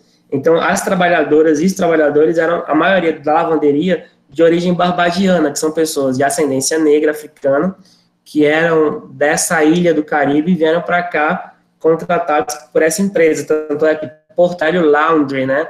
Lavanderia Porto Velho 2, inclusive. Então, as roupas chegavam nesses recipientes de... Eu não sei que material é esse, mas eu acredito que seja palha, sabe que é isso? E aí elas lavavam. Então, veja que são feições afro-caribenhas, né? De pessoas barbadianas. Olha aí a chama das pelas de borracha, é isso aqui. E lá atrás, a locomotiva e os vagões. Então, as locomotivas, a Média Maria, acho que essa não é a Média Maria não, que era o nome de uma delas. Elas estão sendo levadas para Porto Velho. Essa é a ponte de Jaci-Paraná, uma delas. A gente usa duas pontes parecidas com essa daqui, né? Mateus, não. Essa galera, a maioria dessas pessoas negras, elas são de origem afro-caribenha, lá do Caribe, especialmente Barbados. Elas podem ter sido descendentes de escravizados, mas no Caribe a escravidão nas colônias da Inglaterra ela tinha acabado em 1850. Então, elas são descendentes possivelmente de escravos, pela lógica, né? Mas diretamente não. Aqui elas eram como trabalhadoras. Alguém abriu? Pode falar, Matheus. Ah, não, professor, abri sem querer, desculpa. Então, essa ponte aqui é uma daquelas duas que a gente não utiliza, que elas ficam do lado da estrada, né? Deve ser a última, porque sobre o rio Jaci-Paraná, então aquela mais para frente. Então, vê, a floresta, a ponte, né, e o tráfego. E essas pontes foram trazidas da Inglaterra, né, e foram montadas aqui. Então, elas chegaram pelo oceano, entraram no rio Amazonas, aí foram descendo até o Rio Madeira, até a região de Porto Velho, e aí foram sendo colocadas ao longo da estrada. Então, veja a dificuldade de fazer isso. E aqui a gente tem um cotidiano de trabalhadores, o acampamento deles, onde eles dormiam, comiam, tomavam banho, onde eles faziam a higiene. Então, muitos morriam de malária, morriam de doenças como cólera e outras doenças. Era muito comum, doença sexualmente transmissível, que é uma região que você não tem essa proteção, na verdade, na época não tinha isso. Então, a falta de higiene era muito frequente também, né? Olha, esses daí são estrangeiros, né? Hindus e barbadianos, né? Antilianos, no caso, que são barbadianos. Olha aí os rostos. O cara tem uma barba igual o comendador da novela. Então, é possível que alguns de vocês devem ter ascendência nessa galera. Só que vocês nunca vão saber. A não ser que vocês façam um exame de DNA da Genera, inclusive Genera paga um royalty para mim, que eu tô falando, essa marca, que ela faz o exame de DNA, dá para saber a origem pelo DNA, possivelmente é africano, que tem um banco de genes, né? Aí eles fazem comparação e dá para saber mais ou menos a origem. Então, muitos de vocês têm sangue dessa galera aqui nem sabem, porque o DNA deles gira aqui até hoje, inclusive. Olha os números da ferrovia. Ela foi feita e teve 366 quilômetros de extensão, né, o trajeto todo. Na época, em 60 no caso, um pouco depois, ela chegou a ter 32 estações, que foi o auge dela, né, paradas de estações. Durou 6 anos para ser construída. Foram 21 mil operários de 52 países diferentes e 6 mil trabalhadores mortos oficialmente. Muita gente morreu e não tem causa dada, porque a empresa não queria, ou escondia, ou não teve como registrar. E muitos indígenas morreram no contato com esses trabalhadores, porque lembra que eles construíram a ferrovia no meio da floresta. Então, existiam grupos indígenas aqui. Então, eles foram derrubando a mata, entrando em contato, existia conflito, encontros entre esses indígenas e esses trabalhadores, e como os indígenas não tinham, para algumas doenças, proteção natural, quem é que morria? Os indígenas. Fora que muitas mulheres indígenas, como eu falei, foram estupradas ou começaram a se prostituir com esses trabalhadores, né? E aí muitas delas engravidaram, e aí começam essas misturas loucas de DNA nessa região. Algumas fotos da ferrovia, né? Inauguração de trecho. Vejam que eles fizeram aterramento, né? Para ficar mais alta, para não alagar quando chovesse, né?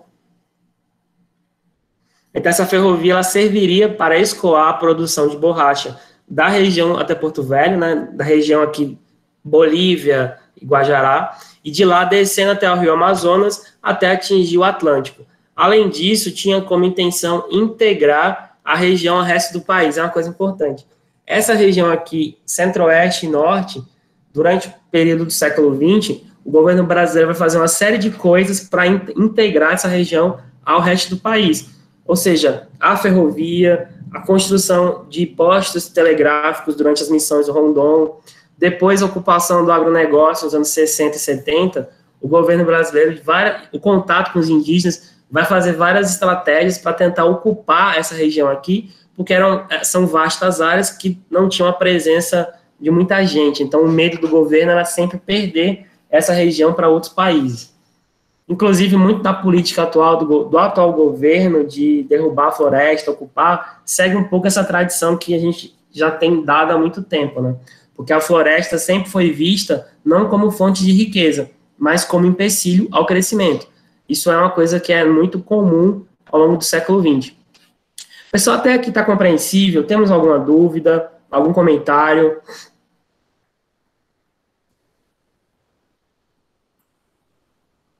Ô, professor.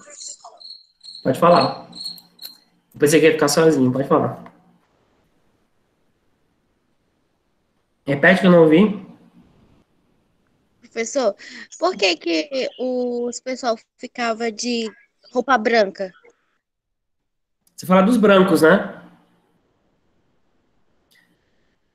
Porque a maior parte das pessoas brancas e ricas, né, que trabalhavam aqui, primeiro que é a questão da moda da época, né? O terno branco é uma coisa que surge no final do século XIX, e obviamente nem todos usavam o branco, né? Se for observar as fotos dos trabalhadores, o branco está presente nas camisas de baixo, mas a maior parte das fotos estou passando mais aqui para trás. Os trabalhadores usavam muito roupa de linho, né? Então, veja, que não é totalmente branco. Só essa daqui e aqui, talvez. Mas a maior parte não é. Já os paletós era uma coisa na época recente. Tem a ver com a questão da moda e tem também a ver com a questão de que o branco, ele acaba refletindo mais o sol, né? No caso, protegendo também do calor. Deixa eu passar aqui. Os números. Esse link tá lá com as fotos, tá? Tem muita foto de Guajará-Mirim. Inclusive, só uma curiosidade, o IBGE tem um setor no site deles de história das cidades, né? Alguém pegou todos os arquivos referentes à Rondônia e juntou e disponibilizou lá aqui no SlideShare. E tem umas fotos aqui de Guajará dos anos 50, 60 e 70. Deixa eu mostrar aqui a vocês. Serve mais como curiosidade, sabe? Do que propriamente como... Porque não é exatamente no período que a gente está tratando. Aí começa aqui. Ó, essa aqui é a Avenida Presidente Dutra. Você sabe que rua é essa, né? Eu acho.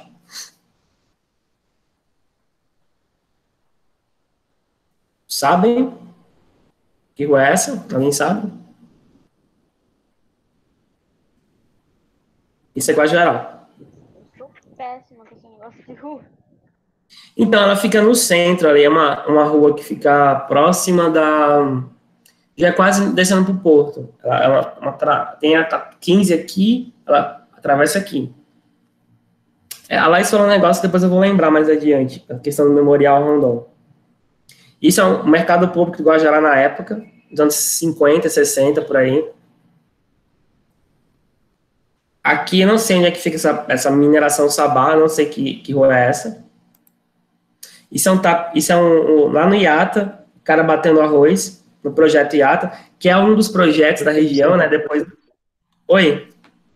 Volta um pouquinho, volta 2 slides. Aqui?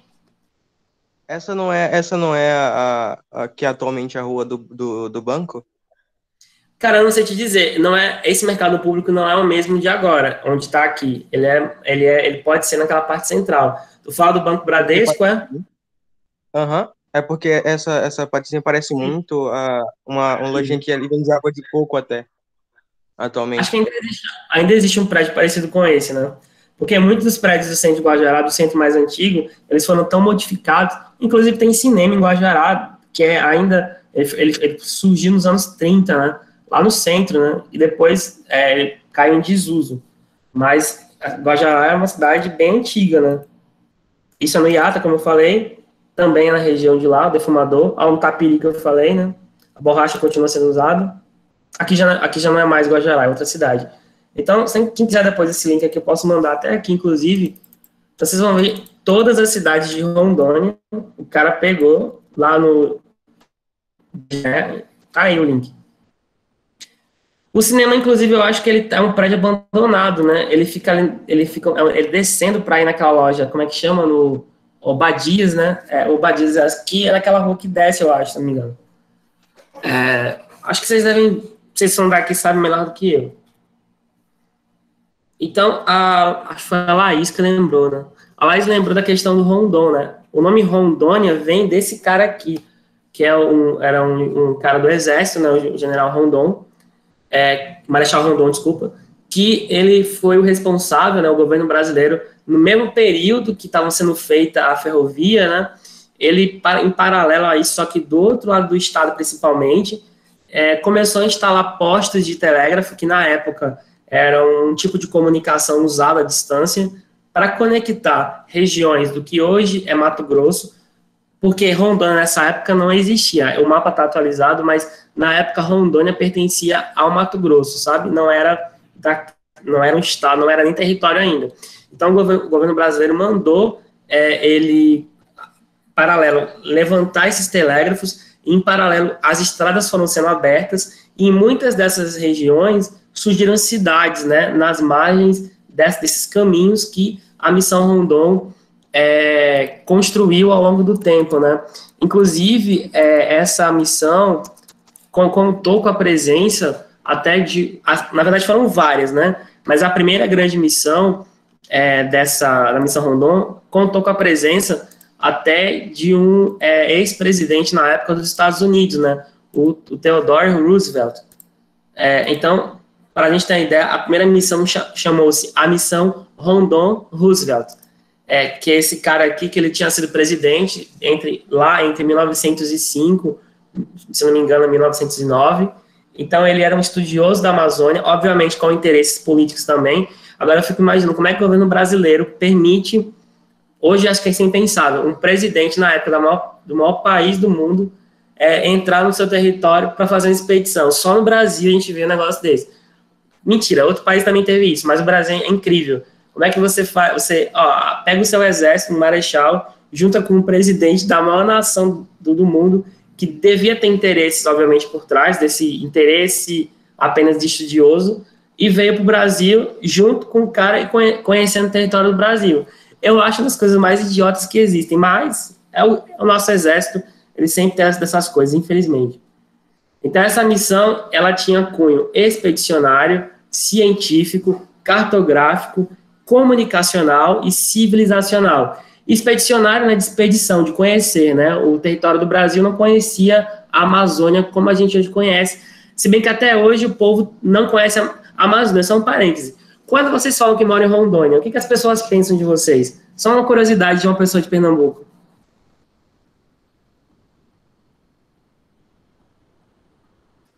Quando vocês falam que são daqui da Amazônia, o que eles falam de vocês? Professor, para ser bem sincero, eles acham que a gente é índio, né? É isso, que anda pelado, né, por aí.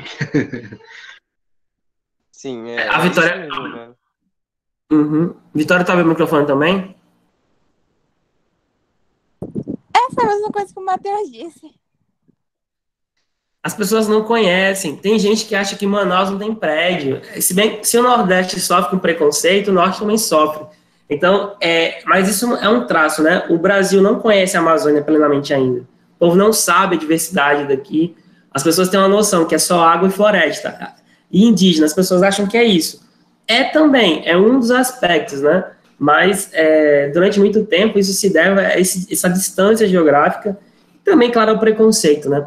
Ribeirinhos, as pessoas resumem bastante. Então, a missão de... Oi, pode falar. Tipo assim, eles perguntam se a gente tem internet, se tem celular, não sei o quê. Claro, se fosse, assim, eles perguntam, né, tem internet, celular. Se fosse assim, eu não tava falando com a pessoa pelo telefone, tava falando pelo cupuaçu, Não é não, professor? Você fala, eu estou falando de um pedaço de madeira de andiroba. Aí depois eu vou pegar a madeira e fazer alguma coisa com ela, só que você não fala que o horário não permite. É tipo isso mesmo. Então, imagina o Acre. É que você, inclusive, você tem preconceito contra o Acre, né? Não, o Acre é zoado, assim, de um jeito absurdo. Desde os anos 2000. Como é? Tem Just Dance com Godzilla lá, professor. Meu Deus. Vamos voltar aqui, deixa eu pra lá, senão é muito bullying. A gente tem o caráter científico, porque eles tinham biólogos e outros profissionais, né, que registravam os animais, as árvores, enfim. Cartográfico, né, registrar o espaço, até porque o exército está bancando isso aqui. Comunicação, né, que o Brasil queria ocupar e criar estrutura de Estado aqui. E civilizacional, está entre aspas, porque a ideia do governo brasileiro é entrar em contato com os grupos indígenas que moravam aqui, né? Porque na visão do Estado e da própria sociedade brasileira até hoje, o indígena é um selvagem. As pessoas pensam no índio assim. É uma visão extremamente errada, ignorante, porque eles acham que o indígena é isso, e não é. Então, mas durante muito tempo, o Estado brasileiro tratou isso, seja um berranteiro. Nossa, você escavou mesmo, né? Ou então, que é igual aquele brand de agroboy do Instagram que faz aquele videozinho dançando. O pessoal acha que o povo do centro-oeste e do norte é daquele nível aí. Então, parte de um conjunto de missões do governo brasileiro para ocupar essa região. Essa era a missão, né? Então, ao longo do caminho, foram instalando postos de telégrafo, colocando marcos geográficos e fazendo contato com essa expedição, com as populações indígenas. Tanto é que até hoje, a FUNAI, que é um órgão do governo federal, que é responsável por essa relação com os indígenas, uma parte da ideologia dela é exatamente, né, a ideologia do Rondon. O Rondon queria que os indígenas brasileiros fossem integrados ao Estado brasileiro e cuidado, né? A ideia da FUNAI é que o indígena seja cuidado nesse sentido macro da coisa.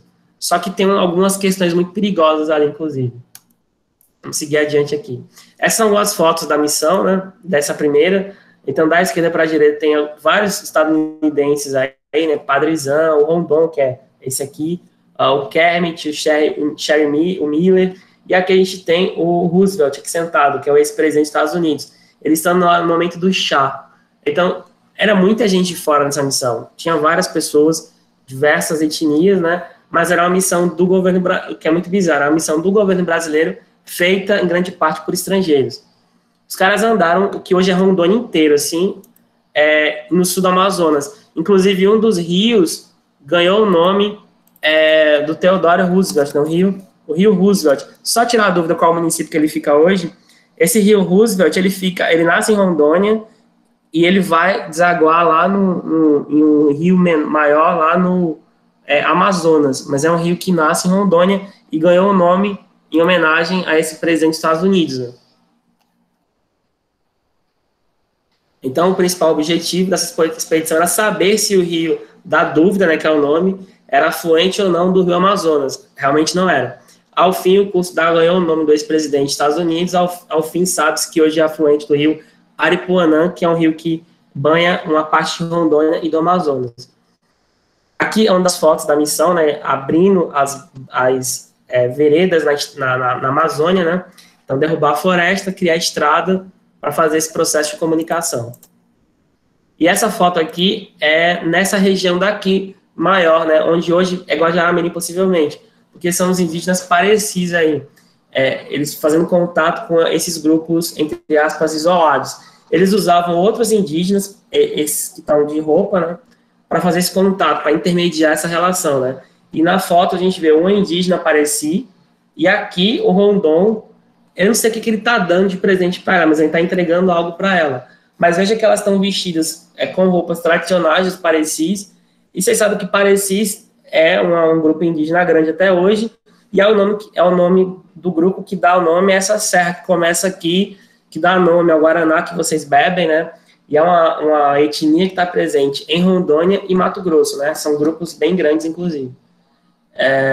Essa é a última imagem que a gente vai ver, porque semana que vem a gente vai abordar o segundo ciclo da borracha, junto da Era Vargas, e a criação do território do Guaporé, que é Rondônia, né, que é basicamente o território daqui.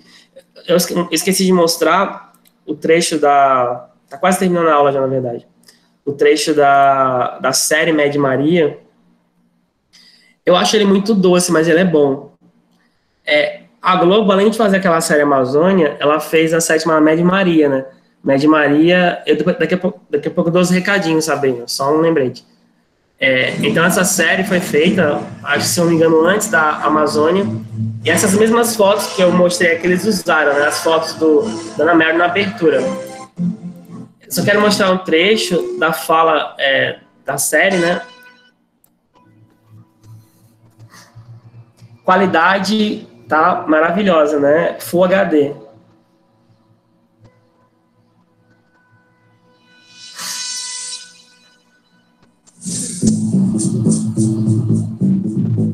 Então, esse primeiro capítulo da série explora exatamente o indígena, né, ao redor da construção da ferrovia e o maquinário da ferrovia, né?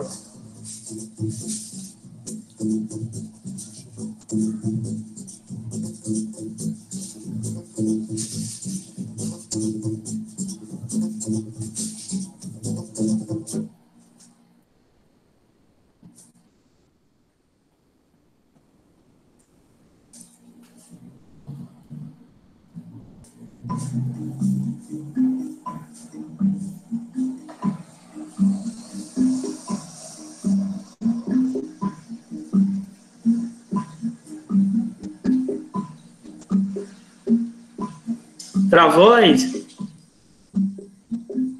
deixa eu parar aqui. E agora? Beleza. Então, essa série, nesse capítulo, né, mostra esse contato do indígena com as ocupações feitas pela ferrovia ao longo do processo de construção, né, os acampamentos. E aí, a gente vai ver essa curiosidade dele, né? Então, porque não pode mostrar nudez, né? Na série, na televisão, você não pode ter nudez explícita. Então, eles usam esse meio fio dental, que é um tapa-sexo, na verdade, né? Então, a série mostra ele roubando alguns apetrechos na ferrovia. Essa máquina aí, ela imita a Mad Maria, né, que é o nome da série, inclusive, que era uma das máquinas usadas na ferrovia, né. Deixa eu passar aqui, eu quero só mostrar um trecho de um diálogo específico.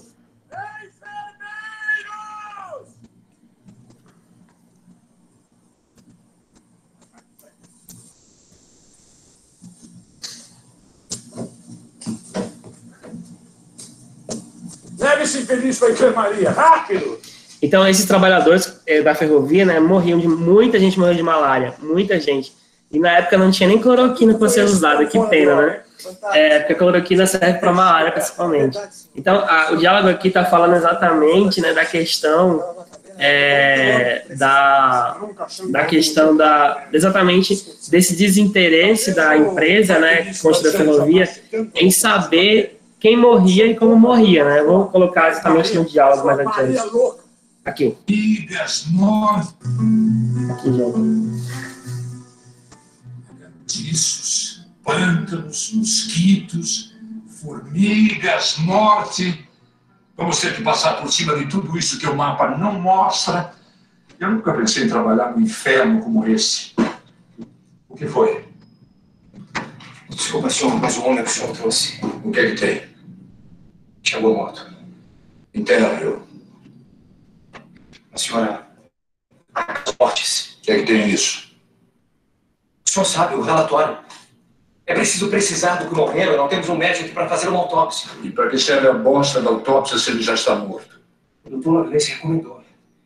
Depois que o doutor Oswaldo Cruz, aquele médico brasileiro, andou por aqui fazendo perguntas, recomendações, senhor, ele fez um relatório para o governo brasileiro explicando exatamente... A merda com o doutor Loveless e esse tal de Oswaldo Cruz.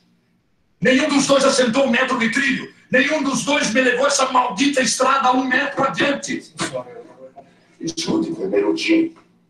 Enterre esse pobre diabo como nós enterramos os outros. Nós inauguramos essa estrada de ferro até aqui. E segundo o mapa, estamos apenas alguns centímetros do final. Você me entende? Então, se eu conseguir estender o último metro de trilho e morrer, vítima de malária, beriberi, pneumonia, ou qualquer dessas doenças que o seu maldito Deus concentrou aqui, Fiocruz. você me enterra, Só sabe? citações. Mas nem se pergunte do que eu morri. Escreva no atestado de óbito que eu morri de insanidade mental, porque eu aceitei fazer essa maldita estrada de ferro. E vou chegar ao ponto final ainda que morto! Então, o ponto final, vocês sabem que é Guajará-Mirim, que ele está citando, inclusive. Eu acho que até eles fizeram uma filmagem, na época da série, nessa região aqui de Guajará. Pelo ponto que apareceu aí no mapa, que foi mostrado, eles estavam no que seria hoje o Abunã, né? Ou seja, passou da metade, já estava dobrando para descer para essa região aqui. Teu pai atuou? Fala aí como é que foi a experiência dele. Você lembra? Acho que você era nascida já, na verdade, né? Era não. A única pessoa que reclama da atuação dele era a minha mãe, que disse que veio um monte de atriz pra cá dela, fica falando, ele tirou foto lá com a Ana Paula Rosa. Ana Paula Rosa já estava no auge da beleza dela, que ela ainda é muito bonita, mas ela estava no auge dela. Isso é 2007, por aí. Mas tem umas filmagens dessa região aqui, e aí ele está citando essa questão da doença, porque o governo brasileiro ficou tão preocupado com a quantidade de mortos na construção da ferrovia, que mandou uma missão chefiada pelo Oswaldo Cruz, que é o famoso Oswaldo Cruz, né, da fundação, que tem, segundo aquela médica lá, um objeto fálico na frente, né, só que, na verdade, é o símbolo do castelinho da Fiocruz, e aí mandou uma missão para cá para verificar por que estava morrendo tanta gente, e obrigou a empresa, que era uma empresa privada, a registrar os mortos, quem morria, de quem morria, e dar um enterro decente. Só que isso não aconteceu. Só que, por outro lado, no caso, plenamente, né, a gente tem um registro de 6 mil mortos. Já é um número grande oficialmente. Só que existem alguns dados que mostram que pode ter morrido quase o dobro de gente, porque simplesmente não havia preocupação de enterrar, né, dar um destino correto ao corpo. Então, muita gente veio para cá na esperança de trabalhar e acabou realmente perdendo a sua vida, né. Então, a história de Rondônia, que apesar de hoje aqui no estado ter esse enaltecimento da ferrovia, né, tem um memorial lá em Porto Velho, tem a questão também da missão Rondon, que é muito se vangloriam bastante, né, mas são missões problemáticas, né, porque, especialmente a Estrada de Ferro, é uma estrada que era uma obra cara, monumental, que gastou-se milhões de dólares na época. Ela não atuou como deveria atuar quando estava pronta, e muita gente morreu, né? Fora os indígenas mortos, que isso eles nem contavam, né? Quantos indígenas morriam. Então, é uma história que tem o seu lado bonito, né? De heroísmo, porque realmente você construir uma coisa no meio da floresta, enfrentando as intempéries, é algo muito sério, mas, por outro lado, tem esse lado terrível de tragédia, porque é uma tragédia importante. Inclusive, eu tenho um projeto para implementar depois que a gente voltar um dia presencialmente no IF, infelizmente não com vocês, mas da pesquisa sobre exatamente o uso do museu e os trilhos e os monumentos da cidade ligados à ferrovia pelas escolas, né? Porque eu não sei como as escolas de Guajará, e aí vocês podem até me falar um pouco sobre isso, se as escolas fazem visitação a esse museu, enfim. Fala, Jean. Eu já estou finalizando, só dar uns avisos. Você pode esperar só 2 minutinhos, mas se não esperar, você pega depois o aviso com o pessoal. Pode ser? Eu só tenho essa pergunta final. Não sei se vocês visitaram o museu daqui, se as escolas levaram, mas é uma coisa que eu me pergunto bastante. Eu quero depois responder essas perguntas com a minha pesquisa. Veja só, hoje eu não vou fazer chamada. Hoje, eu quero... no último ano, eu enfrentei um problema muito grave, especialmente na biotecnologia, de uma participação baixa nas lives. O sábado é um dia mais tranquilo, então semana que vem a gente vai ter, eu vou fazer chamada semana que vem, das 2 turmas, vou começar de 1h30, hoje eu comecei um pouco mais tarde, porque alguns alunos foram para o ato aí e pediram para só um pouquinho mais tarde para começar a aula, então comecei meia hora depois. Pois é, o museu é muito subutilizado, eu vi que ele não é muito bem preparado para receber. Meu Deus, só outro. Então, vou começar sábado que vem de 1h30, tá certo? Já tá marcado, e semana que vem tem chamada, né? Eu vou pontuar ao final da unidade, exatamente, no sábado. Que aqueles que tiveram presença em todas as chamadas, eu vou me dar meio ponto para quem conseguir ter todas as presenças. Meio ponto faz diferença, inclusive. Isso para as 4 turmas que eu estou dando aula. Uma outra questão, olha, a gente pode votar isso pela manhã. Quem achar melhor pela manhã, a gente tem 25 pessoas. Como é que a gente pode votar aqui? Quem prefere de manhã de 10 horas, ela bota sim. Peraí, bota 1. Quem prefere à tarde de... Calma, deixa eu perguntar. Ó, eu vou perguntar de novo, vocês colocaram à toa. Então, eu nem vou levar em conta isso. Quem quer de manhã colocar a parte... Eu vou até colocar um negócio aqui para demarcar. A partir de votação para baixo, é o que eu sei. Quem quer manhã, colocar de 10 horas, coloca 1. Quem quer à tarde, coloca 2. Eu vi um 2 passando, 2, 2, 3, 4.